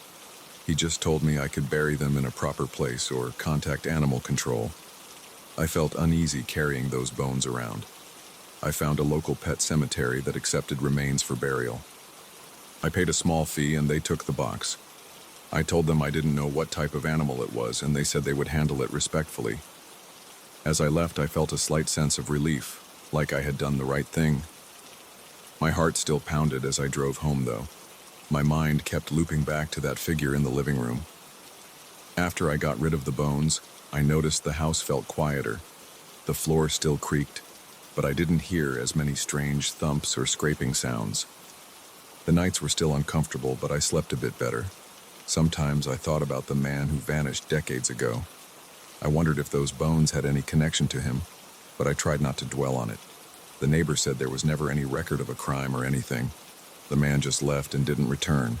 No one had proof he died. For all I knew, he moved away without telling anyone. One afternoon, I decided to open that locked trunk upstairs. I had a small crowbar in my toolbox. The lock was rusty. I wedged the crowbar under the metal clasp and pushed. It snapped open with a loud crack. Inside, I found old newspapers, a cracked mirror, and a couple of folded jackets. They looked old-fashioned, maybe from the 1930s or 40s. The newspapers didn't have any big headlines. One article mentioned a local fair. Another talked about storms. I didn't see anything about a disappearance or anything else unusual. I pulled out the jackets. They smelled musty. I tossed them aside, not wanting to keep them. Underneath, I found a notebook with a few pages torn out. The remaining pages had scribbled notes about gardening and some sketches of plants. Nothing about a person leaving or something sinister. It felt underwhelming. The sense of relief I had after burying the bones didn't last forever. On some nights, especially when the wind picked up, I felt that same tension in my chest. The hallway lights would flicker sometimes. The old wiring, I assumed. Every so often, I thought I saw a quick movement in my peripheral vision, like someone crossing from one room to another. When I turned my head, there was nothing. My body would tense up. I'd feel my lungs tighten. I'd grip my phone or flick on a flashlight. The house always looked empty. I tried to invite a couple of friends over for a small get-together, hoping that more people in the house would break the weird spell. We grilled some burgers in the backyard. I kept glancing at the spot where I had dug up the bones. It was just dirt and grass now. The shed was still half falling apart, but I didn't mention anything to my friends about what I found. They didn't comment on anything strange, although one friend joked about the place looking haunted. I shrugged it off. At least for a few hours I felt normal. We ate, drank some beer, and stayed outside until dusk. After they left, I locked all the doors and windows.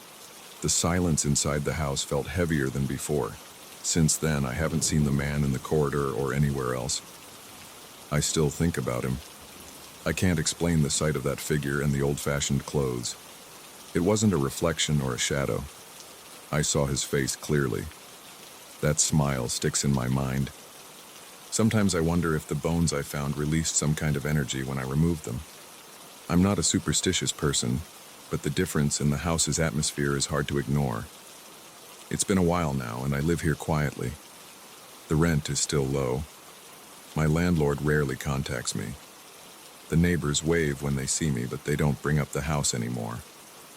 I keep the place as clean as I can. I've repaired a few things. I never found any more strange objects or remains in the yard, though I haven't dug much since then. The trunk upstairs is empty now except for that mirror and the old newspapers. I keep my clothes in my own suitcase. For some reason, I don't want to store anything in that trunk. When I'm home at night, I still get a weird feeling in my stomach from time to time. It's like a subtle warning. I walk through the rooms with cautious steps, especially after dark. The floor creaks, the wind rattles the windows, and I sometimes pause to listen. My heart rate goes up. I tell myself it's just an old house. It's just the plumbing or the wood. But I can't shake the memory of that figure's eyes or the way he looked right at me. It's not the kind of thing you brush off easily. Sometimes I consider moving out, but the rent is too good, and I've settled into a routine. I have a job nearby, and commuting is easy from here. I can afford groceries, utilities, and still save a little. The practical side of me says I should stay. But every once in a while, I wake up at night, covered in sweat, feeling like someone's watching me. I sit up, turn on the lamp, and stare at the doorway. My pulse pounds in my temples. I wait, ears straining, expecting a footstep or a whisper. It never comes. Eventually I calm down, lie back down, and drift off. I haven't mentioned any of this to my family. They know I live in a cheap old house, but they don't ask many questions. I figure most people wouldn't understand. They'd tell me to leave if I'm uncomfortable. But I'm not in danger. At least I don't think so. It's just a heavy, tense atmosphere that flares up once in a while. It's like the house is holding on to its secrets, and I'm just another temporary occupant passing through. I try to keep my life simple. I work, buy groceries, watch TV, sleep. The house is still standing, even if it groans and shifts like a living thing. I haven't seen that man again, and I haven't found any new hidden items. But the memory stays vivid. The cheap rent brought me here, and I can't pretend it's just a normal place. I carry that tension in my shoulders and chest, especially at night. Still, it's my home now, and I've learned to live with the unease. I don't have a neat ending to this story. I'm still here. I still glance around corners carefully. My nerves still jolt at sudden noises. But the house is quieter. The bones are gone, buried somewhere in that pet cemetery. No one seems to know more about the missing man from decades ago. Maybe he's still out there. Maybe he just walked away from this place and never looked back. Whatever happened, he left an echo behind. I felt it. Maybe I still do. But for now, it's just me here, trying to ignore the chill in the air and hold on to the fact that the rent is paid and the doors are locked. And that's enough to keep going.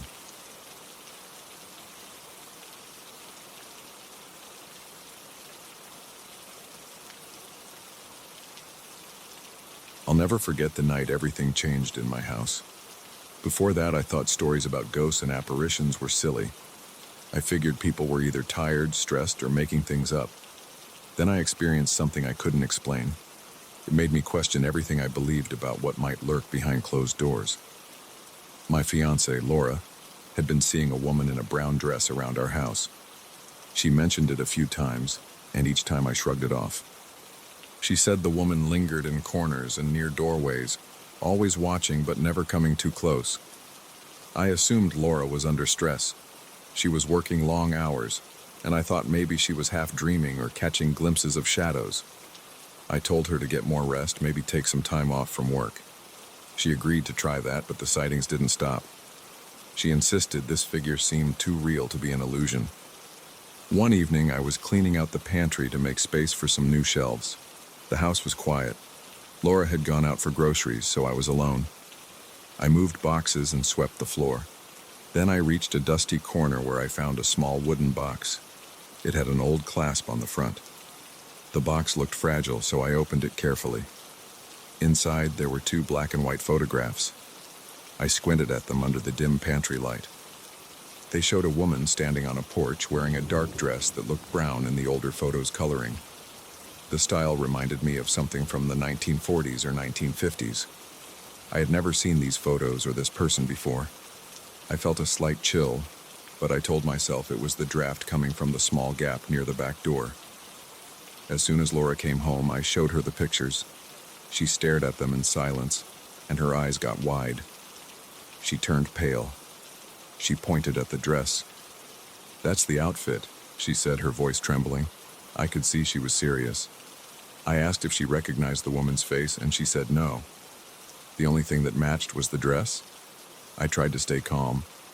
Maybe the dress was a common style, and it was all coincidence. Still, something made my skin crawl. I decided to set the photos aside in the spare room on top of an old desk. Laura didn't object. She just looked relieved that they weren't in our main living space. That night, I tossed and turned in bed. It felt like the air was heavier than usual.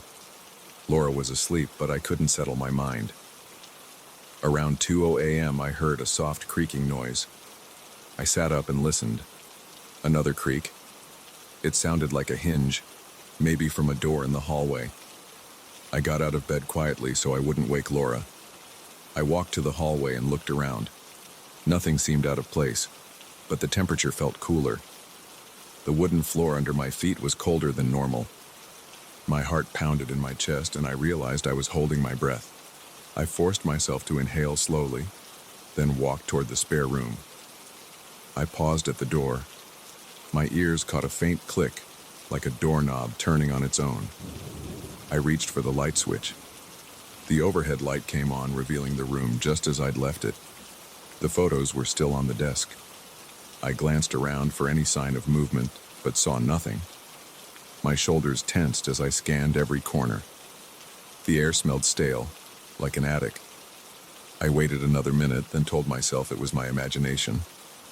I turned off the light and headed back to bed. As I walked away, the door behind me creaked again. My muscles tightened, but I kept moving. I didn't want to show fear in my own house. About an hour later, I heard a sharp bang. It sounded like a door slamming hard. Laura woke up with a jolt and clutched my arm. "Did you hear that?" she asked. I nodded. We both got up. I grabbed a baseball bat from the closet because I thought maybe someone had broken in. We checked each room one by one. The living room was empty, the kitchen was clear, and nothing was missing. The front and back doors were locked. When we finally got to the spare room, we found the door open. It had definitely been closed before. I reached in and flicked on the light. The photos were lying on the floor near the desk. They looked like they had been tossed there. I felt a tightness in my chest and the hair on my arm stood up. My throat went dry and I swallowed hard. I leaned down and picked up the photos. I noticed the glass on the old frame had a crack. The frame must have been in the wooden box, and when it fell, it broke. But I couldn't remember seeing a frame in that box earlier, just the pictures themselves. I thought maybe I missed it. Still, the whole scene bothered me. Nothing else in the room was out of place, just those photos. I decided to put them in a drawer for the night. I locked the drawer. Laura was shaking slightly. I rubbed her shoulder and tried to sound confident. "We're just tired," I said. "We'll figure this out tomorrow." I didn't sleep much the rest of that night. My mind kept replaying those noises and the image of the photos on the floor. At sunrise, I got up and checked the spare room again. The door was shut, and everything was quiet. I unlocked the drawer. The photos were in the same spot, but the cracked frame was gone. My stomach turned and I felt a surge of panic. I whispered to myself that I must have moved the frame somewhere else and forgot about it. I searched the room. Nothing. I looked in the closet and even behind the desk. The frame was nowhere. When Laura came in, I told her what happened. She looked uncomfortable but stayed calm. She put a hand on my arm and said, "I think we need to get rid of them." She meant the photographs. I hesitated because I still believed there had to be a logical explanation. Maybe these photos belonged to a previous owner of the house. The noises could have been from old wood floors and a draft. The missing frame could have been stuck behind something. I tried to rationalize, but I couldn't deny how unnerved I felt. My chest felt tight, and I had this buzzing in my ears that wouldn't go away. I told Laura we'd at least move the photos out of the house for now. I wanted to see if that would change anything.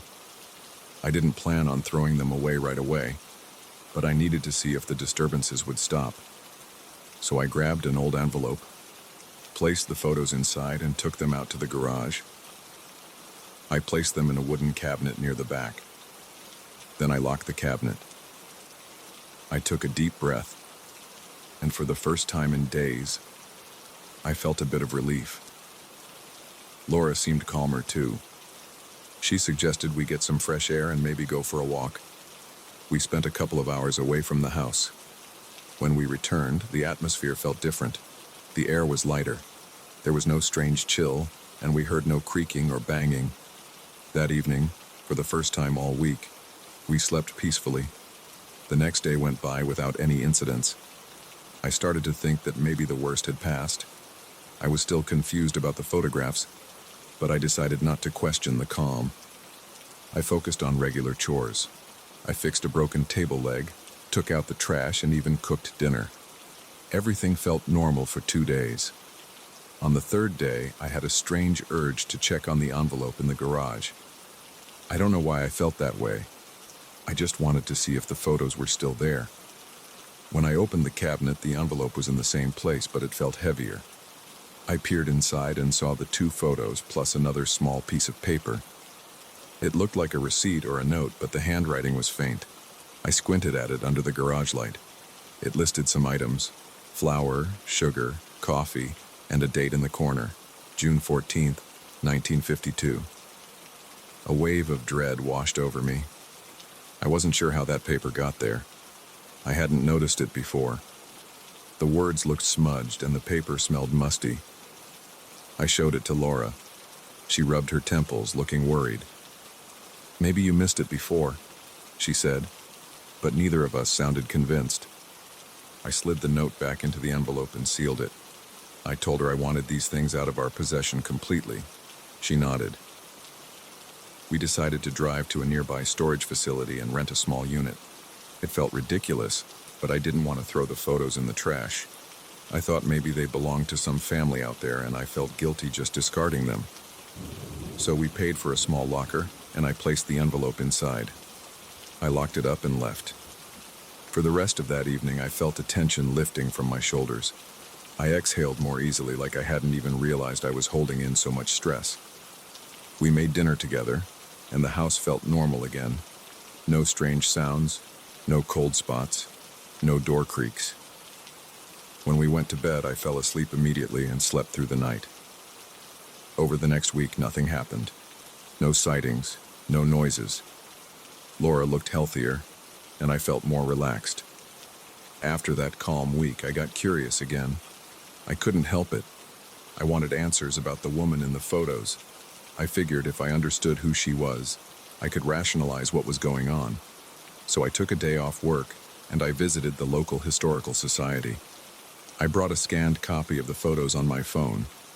I had scanned them before putting them in storage. The librarian on duty helped me look through old records, newspapers, and property documents. We found a mention of a woman with a similar dress style in a 1950s photograph from a local event. The name listed under a group photo was Marjorie Davis, but the faces were too blurry to confirm if it was the same person. The librarian said old newspapers might have personal ads or announcements. We checked, but nothing matched exactly. After a few hours, I gave up. I was tired and felt a sense of unease creeping in. I didn't want to dig any deeper. It was wearing me down. When I got back home, Laura was in the living room watching TV. She looked up and asked if I found anything. I told her no. She shrugged and said, maybe we should let it go. I agreed. We had put the photos in storage, and life seemed to be returning to normal. We decided to stop investigating. We both went to bed feeling content. I can't say I fully understood what happened or why, but ever since we took those photographs out of our house, the strange noises vanished. No more doors opened on their own, and no more cabinets slammed in the middle of the night. Laura stopped mentioning that woman in the brown dress. Our home felt familiar and safe again. I don't have a perfect explanation, but I know what I saw and heard. It was real to me in a physical way. The sounds, the cold drafts, the door slams. I could feel the tension in my muscles. I could sense the heaviness in the air. It wasn't just our imaginations. Something was tied to those photographs. Once they were gone, everything quieted down. Sometimes I think about grabbing them from the storage locker and trying to find the family they belong to. But then I remember those nights of disturbed sleep and that feeling of dread. For now, I'll let them stay where they are. My house is peaceful, and I don't want to risk upsetting that balance. I still wonder who that woman was and why she appeared in our home, but I'm not pushing for answers. I'm comfortable letting this be one of those things that remains unsolved. I live my life as usual now. I go to work, come home, make dinner, watch a little TV, and sleep without interruption. Every once in a while, though, when I pass by the spare room, I pause. I think about that night when the door slammed and how I felt a chill right down to my bones. Then I remember it's over. I keep walking. I'm glad things are back to normal. And that's how I want them to stay.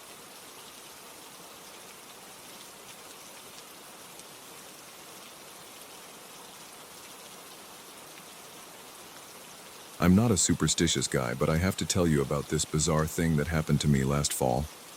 It started with a simple impulse. I saw a strange doll at a flea market and decided to buy it. I can't explain exactly why. It was ugly and it looked worn, but there was something about it that grabbed my attention. I remember walking past tables full of random junk, old plates, dusty vases, rusty tools, and then my eyes locked on this doll sitting in a cardboard box. Its face was chipped, and it had these glassy eyes that pointed slightly in different directions. I felt uneasy when I looked at it, but I still dug into my pocket and gave the seller $2. It was a weird moment. I shrugged it off and thought I'd just put it on a shelf at home as a conversation piece. I had no idea what I was bringing into my life. When I got home, I placed the doll on top of a small dresser in my spare room. That room was pretty empty except for a rolled-up yoga mat, a single chair, and some old books. I figured the doll could stay there. I didn't want to look at it all the time, and the spare room was rarely used. The first couple of days I almost forgot about it. I'd pass by the spare room on my way to the bathroom or to retrieve something from the closet, and sometimes I'd glance at the doll. Nothing special happened at first.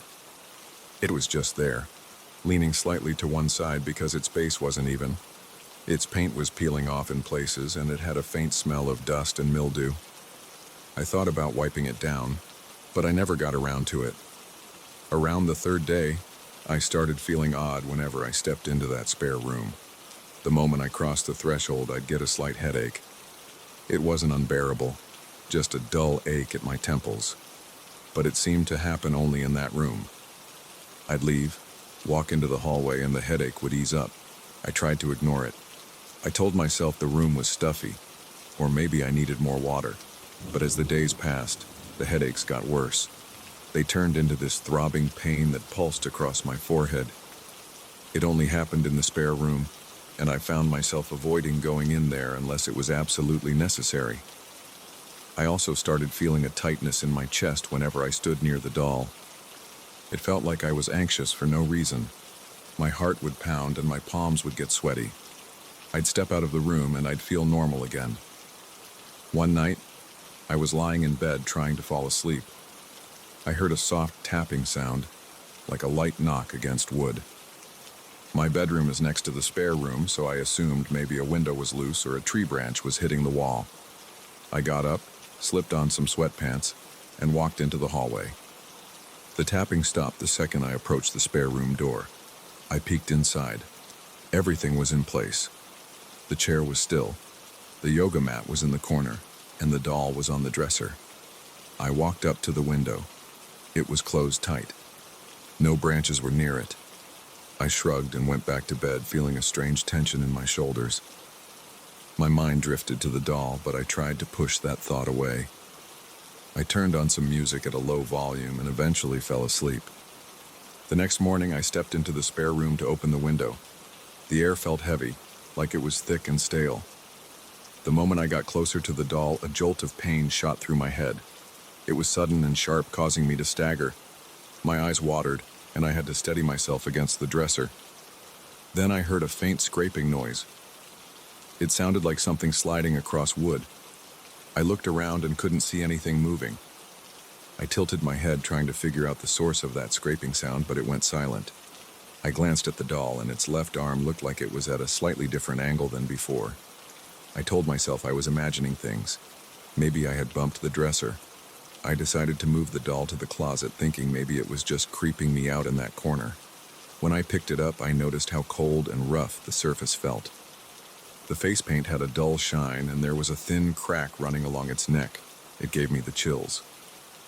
I placed it inside a shoebox on the top shelf of the closet, closed the door, and left the room. That evening, I felt uneasy again. I was sitting in my living room trying to watch a movie, but I kept thinking about the doll. I kept imagining those big glassy eyes under the closet door, like they were staring at me through the walls. I felt silly. It was just a piece of painted wood or plastic or whatever it was made of. But the sensation wouldn't go away. Around 10, I decided to try going to bed. I got under the covers and switched off the lamp. For a while, everything was quiet. Then I heard a rustling sound coming from the spare room. It wasn't tapping this time. It sounded like cloth or paper being crumpled. My heart started pounding again. I felt a knot in my stomach. I told myself it could be the wind outside or a piece of paper that fell from a shelf. But the noise continued in a rhythmic way, like something shifting back and forth. I forced myself out of bed and walked down the hallway. My mouth felt dry, and my legs felt weak. I opened the spare room door and flicked the light switch. The closet door was still shut, but the rustling sound was louder, like it was coming from inside the closet. My skin prickled and a cold sweat formed on my forehead. I can't deny I was scared. I stared at the closet, waiting to see if it would stop on its own. It didn't. I stepped forward, reached out, and gripped the closet handle. My hand was shaking. I swung the door open and the noise stopped. The shoebox was on its side like it had been knocked over. The doll was half out of it, leaning against the inside wall of the closet. One of its arms was bent inward, and it seemed angled in a way I hadn't left it. I knew I was alone in the apartment, so I couldn't explain how that box got tipped. I put the doll back inside the box, closed it, and shut the closet door. I backed out of the room, turned off the light, and went straight to my bedroom, locking the door behind me. I felt my heart racing for a while, and sleep didn't come easily. The next few days, I tried to act like everything was normal. I went to work, ran errands, and spent as little time as possible near the spare room. But I could feel that tension in the air whenever I passed that closed door. My head would start to pound, and I'd catch myself breathing faster. On the 5th night after I first heard the tapping, I woke up abruptly at around 3 in the morning. My room was dark except for the dim glow of the streetlight outside. I sat up, wiped my face, and listened. I heard a quiet whispering sound. It was so soft I had to strain my ears to be sure. It sounded like low muttering, like someone was talking under their breath. My heart pounded so hard I could feel it against my ribs. The sound was coming from the spare room's direction. I didn't want to go in there. My instincts told me to stay put, but the whispering got a little louder and I couldn't ignore it. I got out of bed, grabbed my phone, and walked slowly down the hallway. Every step felt heavier. When I reached the spare room door, I stood there listening through the wood. The whispering continued, but I couldn't make out any words. I pushed the door open and the noise stopped immediately. The room was dark, but a little light from the hallway spilled in. I reached over and turned on the ceiling light. The closet door was shut. The chair was where I left it. The doll was in the closet, in its shoebox, or so I assumed. I felt a surge of fear, like cold water running down my back. Then I realized my head was starting to hurt again. My temples were pounding, and a wave of nausea hit me. I backed out of the room and shut the door. I went straight to the kitchen, drank a glass of water, and stood there gripping the edge of the sink. I was wide awake and sweating. I felt like I was losing it. That morning, I decided enough was enough. I waited until the sun was up, then marched into the spare room. I opened the closet, grabbed the doll, and stared at it. The left side of its face was chipped, revealing a bit of grayish material beneath the paint. Its eyes seemed to focus on me in a strange way. My headache flared up again, and I felt dizzy. I carried the doll into the living room, set it on the floor, and looked around for something heavy. I found a small hammer in my toolbox. I knelt down, took a deep breath, and smashed the doll's face. It made a dull cracking sound. The material split, and I saw bits of paint and dust fly up. My hands were trembling, and my heart was racing. I hit it a few more times, making sure it was destroyed. Pieces of it scattered on the floor, and a musty smell filled the air. The whole time, I felt a weird pressure in my chest, like something was resisting me. But I kept going until it was unrecognizable. I gathered the fragments into a plastic bag. I tied it up tight, marched outside, and threw it in the dumpster behind my building. I wiped my forehead and felt a wave of relief wash over me. It was like I could breathe properly for the first time in a week. My headache faded in minutes. I walked back into my apartment, half expecting the spare room to feel the same, but it didn't. The air felt normal. I went inside the closet. The space looked dull and empty, but there was no feeling of heaviness. I opened the window in the spare room and let the sunlight in. I spent the next hour vacuuming the floor and wiping down the dresser, trying to remove any trace of that thing. I didn't want to see even a single shard of it left behind. For the rest of the day, I felt lighter. My neck and shoulders were still a bit tense, but the constant pounding in my head was gone. I watched some TV, made myself dinner, and slept through the night without any interruptions. No more whispering, no more tapping, no more scraping. The next morning, I woke up feeling fresh. The sun was shining through my bedroom window, and I got up without that familiar knot of fear in my stomach. I walked into the spare room just to confirm it was really over. It looked plain and ordinary. A folded chair, a rolled yoga mat, some boxes in the closet, and no doll anywhere. I stayed there for a good 10 minutes, waiting to see if the headache or the tightness in my chest would come back. Nothing happened. I guess I don't have a neat explanation for what caused those sounds or the feelings I had. I only know that once I destroyed that creepy doll, I returned to normal. I haven't had any strange noises in the middle of the night since then. No more headaches that come out of nowhere. Nothing has moved on its own or whispered in the dark. I never told the neighbors or my coworkers the full story. I just said I had a weird experience with a secondhand item and decided to throw it out. They gave me funny looks, but I didn't care. I knew what I felt, and I stand by my choice. Sometimes I think about what would have happened if I had just ignored the problem. The idea of that thing staying in my home, whispering and moving around, freaks me out. I'm just glad it's gone. That's pretty much it. I bought a creepy doll. Weird stuff happened, and it all stopped after I smashed it and tossed it in the trash. I'm not trying to prove anything to anyone. I'm just sharing what I went through. If I ever see another doll like that, I'm going to walk the other way as fast as I can. Maybe there was something messed up about the materials or something that carried a strange energy. I don't know. All I know is that I had to get rid of it. Now my place feels like my own again. And that's the story.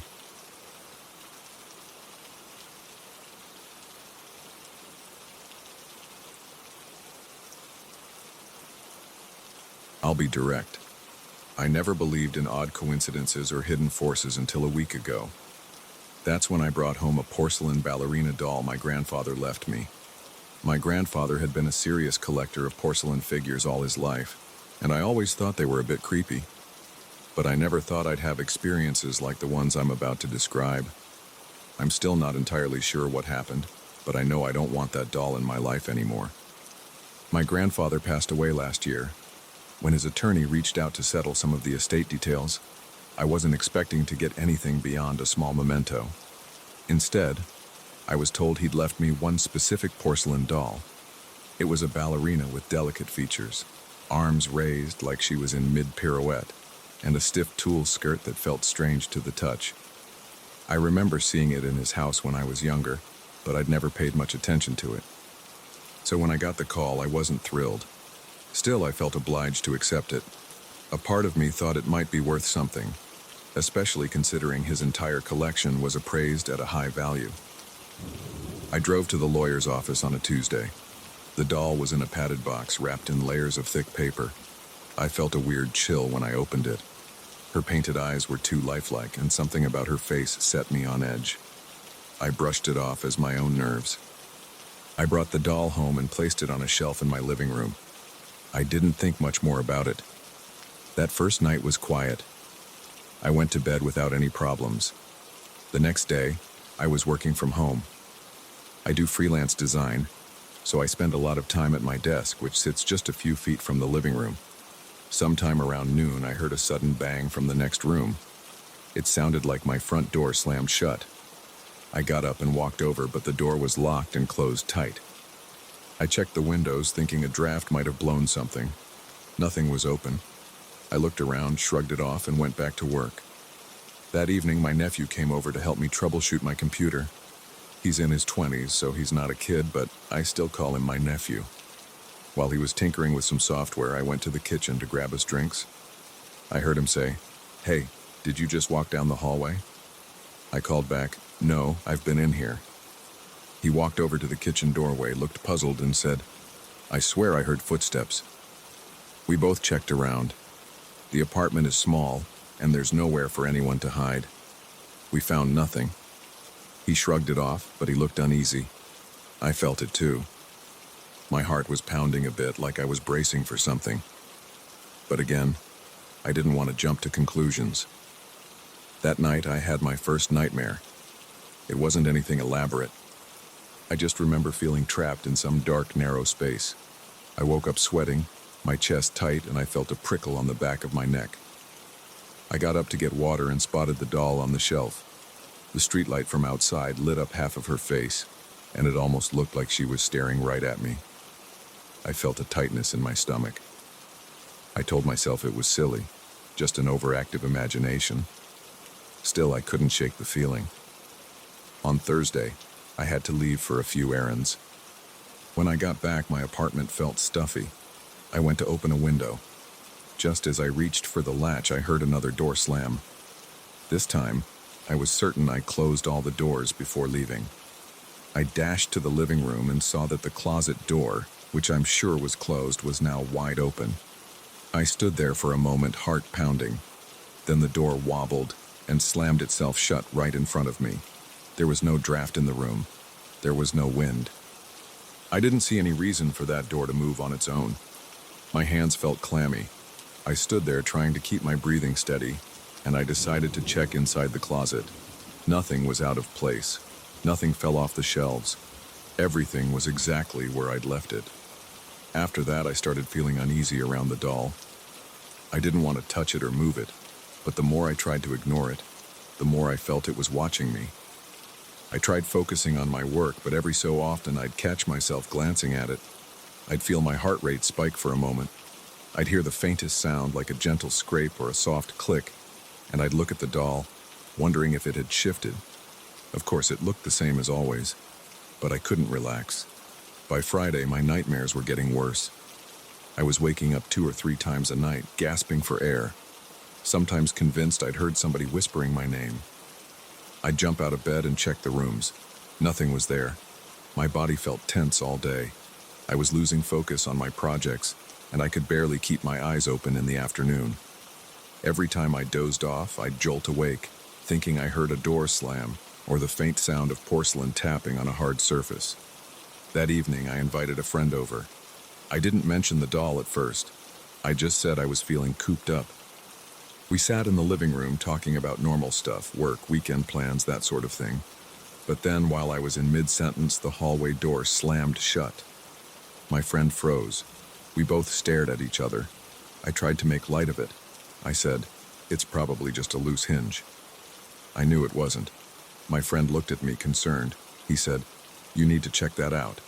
So we both went to the hallway, turned on the lights, and looked at the door. The hinges seemed fine. No windows were open. No air vents were blowing. My friend shifted uncomfortably, then looked over my shoulder into the living room and said, "Is that doll new?" I told him the story about my grandfather. He listened without saying much, but I could see a flicker of nervousness in his eyes. It wasn't a normal reaction. It felt like he too sensed something was off. After he left, I decided to sleep on the couch. I just didn't want to be alone in my bedroom where the nightmares always hit me hardest. I fell asleep watching TV, but at around 3 a.m., I woke up to the sound of something sliding. It was a slow, scraping noise. I jumped off the couch and turned on every light I could. The doll was still on the shelf, but I thought it looked tilted, like it had shifted slightly. My heart was pounding so hard I thought I'd faint. I tried to calm down by focusing on the mundane details, the color of the walls, the quiet hum of the refrigerator, anything to ground myself. Eventually, I convinced myself I was just hearing things in my sleep. I sat there, but I couldn't stop staring at that doll. Saturday morning, I woke up feeling drained and on edge. I had no appetite.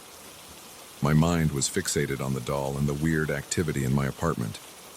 I decided to see if there was some rational explanation. I checked the building's ventilation. I closed and opened the doors a few times to see if they'd slam on their own. Nothing recreated the effect. I tested the closet door. It stayed put.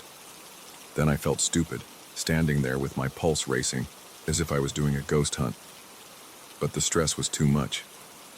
By noon, I was having small panic attacks every time I walked past that shelf. By late afternoon, I made a choice. I needed that thing out of my home. I took the doll off the shelf. It felt heavier than I remembered. The porcelain was cold. I felt a chill go through my hands. I wrapped it in a towel, put it in a cardboard box, and taped the box shut. While doing that, I couldn't shake the idea that the doll was somehow aware of what I was doing. It sounds ridiculous when I say it now, but in that moment, every nerve in my body was telling me to hurry up. I drove to a local charity shop that accepts all kinds of household items. I walked in, slid the box onto the counter and said, "Here's a porcelain doll, still in good condition." The volunteer nodded and asked if I wanted a receipt. I told them no, I was fine without it. I didn't mention my name. I just wanted to get rid of it. I left so quickly I forgot to say goodbye. The second I was out of the shop, I felt a wave of relief wash over me, like I'd been holding my breath for days. I got back to my apartment and felt lighter. The atmosphere seemed different. The rooms felt brighter. I took a quick shower and tried to decompress. I was half expecting something else to happen, but the apartment stayed quiet. No more doors slammed. No footsteps. No weird scraping sounds. That night, I finally slept through until morning without a single nightmare. I woke up on Sunday, went to the kitchen, and realized I hadn't felt that calm in a long time. Even now, as I talk about it, I get this uneasy feeling in my gut. I don't like thinking about how intense those nights were. I still find myself checking my doors more often than I should, and sometimes I wake up in the middle of the night, worried that I might hear that scraping sound. But nothing's happened since I got rid of the doll. It's been completely quiet. My place feels normal again. I know some people won't believe me. They'll say it was all coincidences, or I was stressed out and heard things that weren't there. But I can't deny how real it felt at the time. It wasn't just me either. My nephew, who's an adult by the way, heard footsteps, and my friend saw the door slam. Something was off. Something about that doll was wrong. Whether it was just my imagination or not, I don't care. I'm glad it's out of my life. I don't want to see it again. I don't want to know who ended up with it or where it's stored. I hope I never run into it or any doll like it again. That's the whole story. I wish it had never happened. I wish I'd just told the lawyer I didn't want anything from my grandfather's collection. But it's done. I donated it and walked away. As far as I'm concerned, that's the end of it. And I have no desire to look back.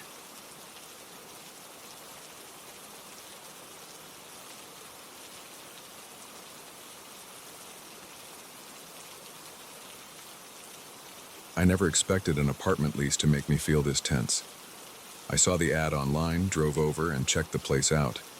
The rent was suspiciously low and the building looked a little run down, but it wasn't falling apart. The landlord seemed eager to hand me the keys. I thought I was just scoring a good deal.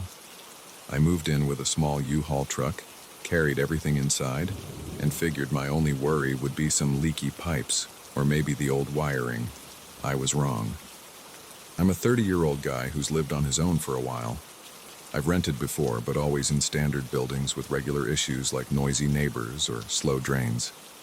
This place was different. Right from the start, it felt stale. The hallway smelled like dust and old cardboard. My unit's door had a dent near the handle like someone had tried to pry it open a long time ago. The wood floors inside were uneven. A few spots creaked when I stepped on them. The walls were plain off-white, not dirty but not clean either. I shrugged it off. Cheap rent is cheap rent. The first night, I barely slept because I was too busy unpacking.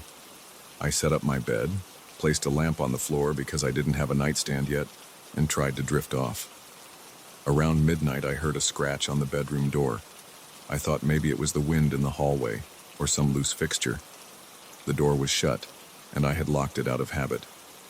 I do that in new places when I'm still adjusting. The scratch sounded soft. I sat up in bed and listened. My heart thumped, but I told myself it was just the building settling. After a few seconds, the scratching stopped. I turned on the lamp, looked around, saw nothing unusual, and finally fell asleep. The next morning, I noticed faint marks on the outside of the door. They were thin, like fingernail scratches, crossing each other in short lines. I touched them. The wood felt rough. I told myself maybe it was there before, and I just didn't notice. I was half asleep the night before, and I tend to get paranoid when I'm tired. I shook it off, got ready for work, and left. When I came back that evening, I dropped my bag on the couch and flipped on the living room lights.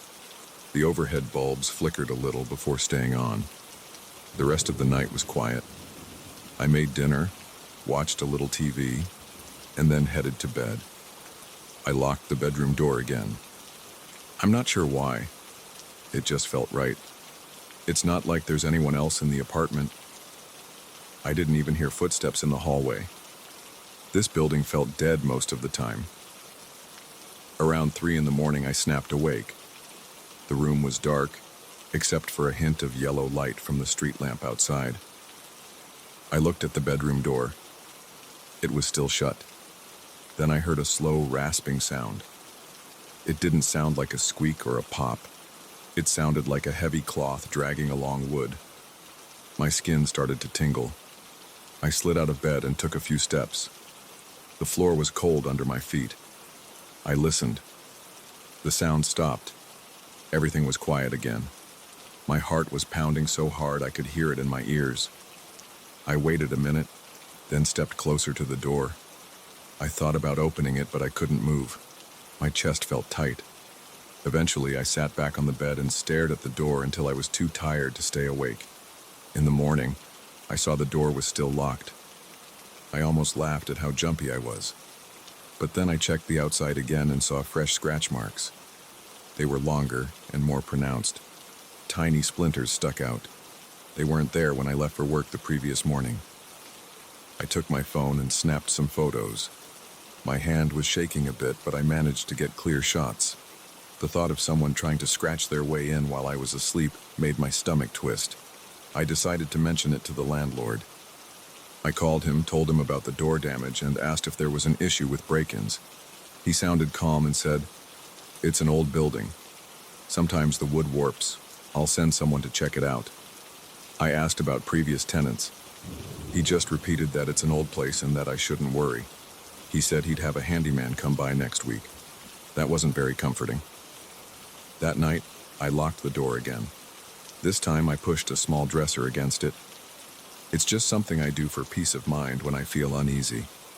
I also left a dim light on in the bedroom. I struggled to fall asleep. My eyes kept moving to the door, waiting for it to rattle or creak. Around midnight, I heard a sound from the hallway. It was like a faint shuffle, then a gentle tap on the floor. I got up and listened, pressing my ear against the door. The hallway was silent. I noticed a slight chill coming from underneath the door.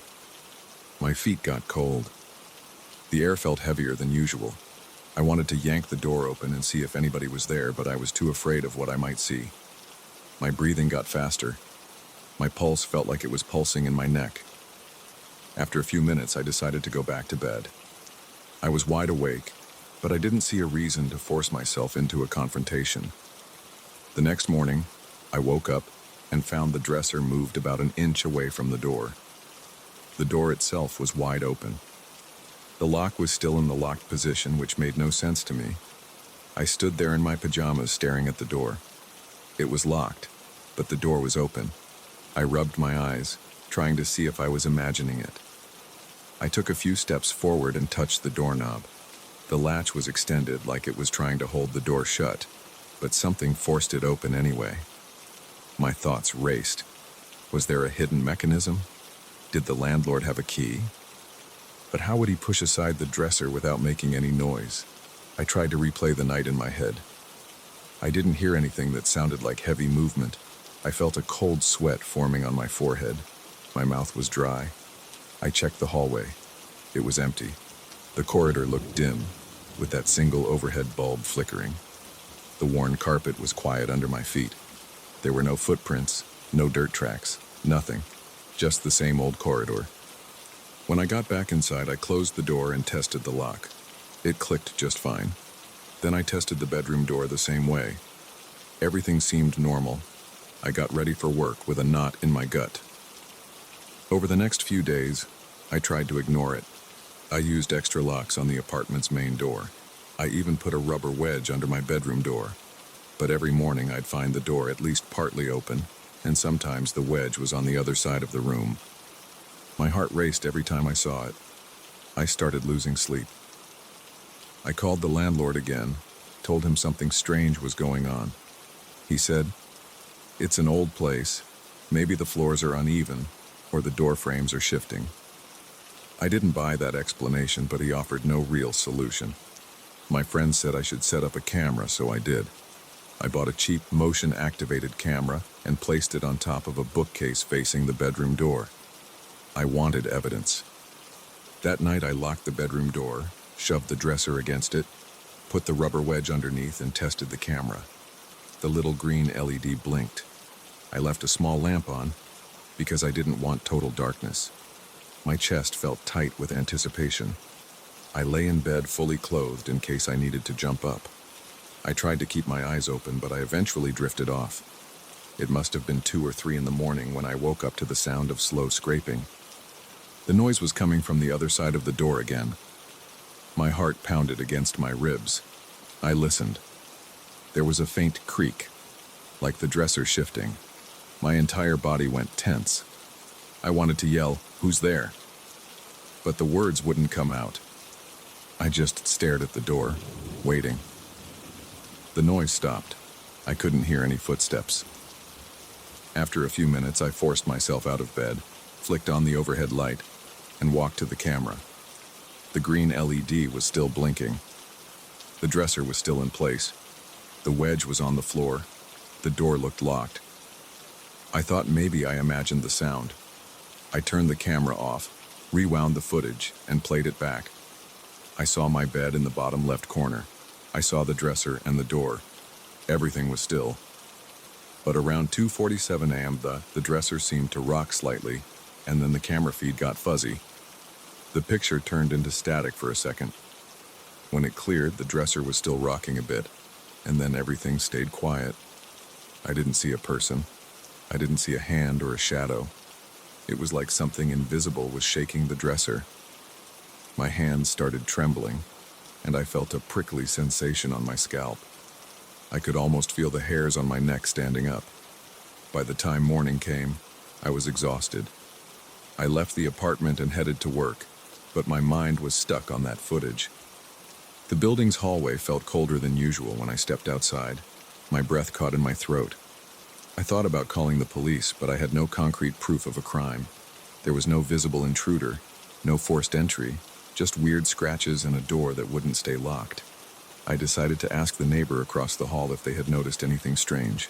I knocked, and a middle-aged guy opened the door. He had a beard and a baseball cap. I said, "Hey, I live across from you. I'm just checking if you heard anything weird during the night." He shrugged and said he didn't hear anything. He said the walls were thick and he usually sleeps with a fan on. Then he mentioned that most people don't stay in my apartment very long. He said they come and go, always complaining about drafts and weird noises. I asked him if he knew any details. He just shook his head and said he minds his own business. I thanked him and left. He didn't seem scared or upset, but his comment about tenants not staying long stuck in my head. It felt like a clue, but I didn't know what it meant. That evening, I got home before sundown, made dinner, and tried to calm down by watching some dumb reality show. As soon as it got dark, I felt tension build in my shoulders. My back felt stiff. My stomach felt uneasy. The air inside the apartment was still, but every time I walked by the corridor light switch, I felt a chill. It was like standing near an open window, but there was no draft. I touched the wall. It was cold. I decided to test the corridor light. I turned it off, and a wave of cold air brushed over my arms. My skin prickled. I turned the light back on, and the cold faded. It didn't make any sense to me. I locked myself in the bedroom again, pushed the dresser against the door, put the wedge down, and set the camera. I also put my phone on a small tripod, just to have a second angle. I wanted to catch whatever happened from multiple perspectives. I stayed up as long as I could. My mind was racing with questions about what was causing these events. But I kept telling myself I needed proof. I needed something clear to show someone that I'm not just imagining things.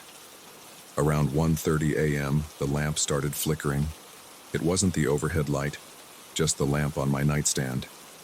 It flickered 2 or 3 times, and then I heard the floor creak in the hallway. The doorknob rattled. I jumped up, grabbed my phone, and aimed it at the door. The dresser started moving. It slid an inch or two. The wedge popped loose and flipped onto its side. My mouth went dry.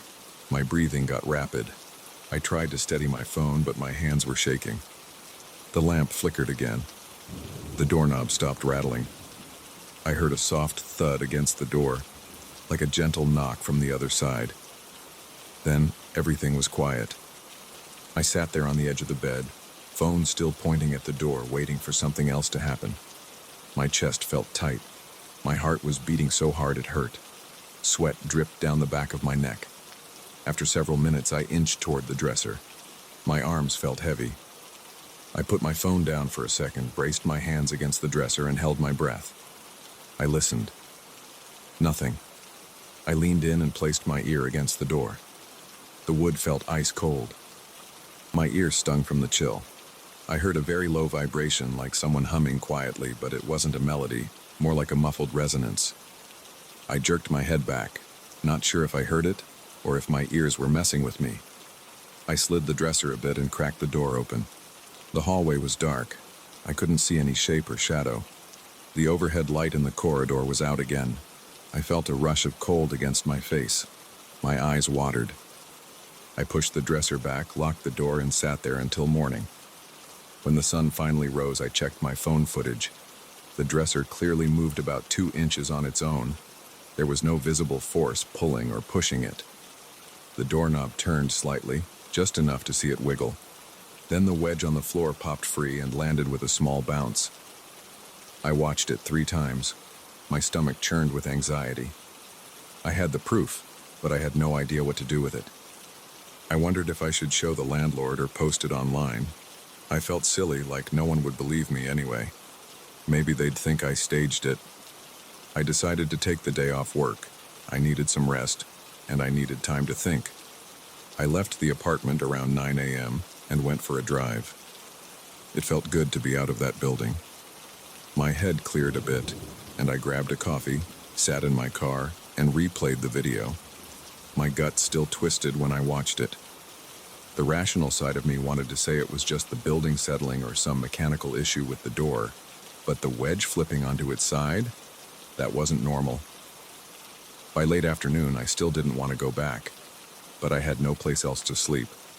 I decided that I needed to at least confront the landlord in person, show him the videos, and demand an explanation or an early release from the lease. I'm not sure if he'll believe me or care, but I can't stay in that apartment much longer. Every time I turn off the lights, I feel that presence in the corridor. It's not a feeling I can brush off. My heart rate goes up whenever I step into the hallway. The air feels thick. My throat tightens. The door keeps ending up open when it should be locked. The scratches keep getting deeper, and that cold feeling never goes away. I don't know what's causing it, and I'm not sure if it even matters. I just know I need to get out of there. If the landlord won't let me break the lease, I'll pack up my stuff and move anyway. I'd rather deal with the financial hit than spend one more night wondering who or what is trying to get into my room when the lights go out. Right now, I'm sitting in my car, writing this all down to clear my head. I keep glancing at the building's entrance. The windows of my unit are dark and the hallway lights are flickering through the grimy glass door. I can almost feel that cold air on my skin even from here. The camera footage is on my phone if I need proof, but I'm not sure proof matters anymore. I just want to feel normal again, and that place will never feel normal.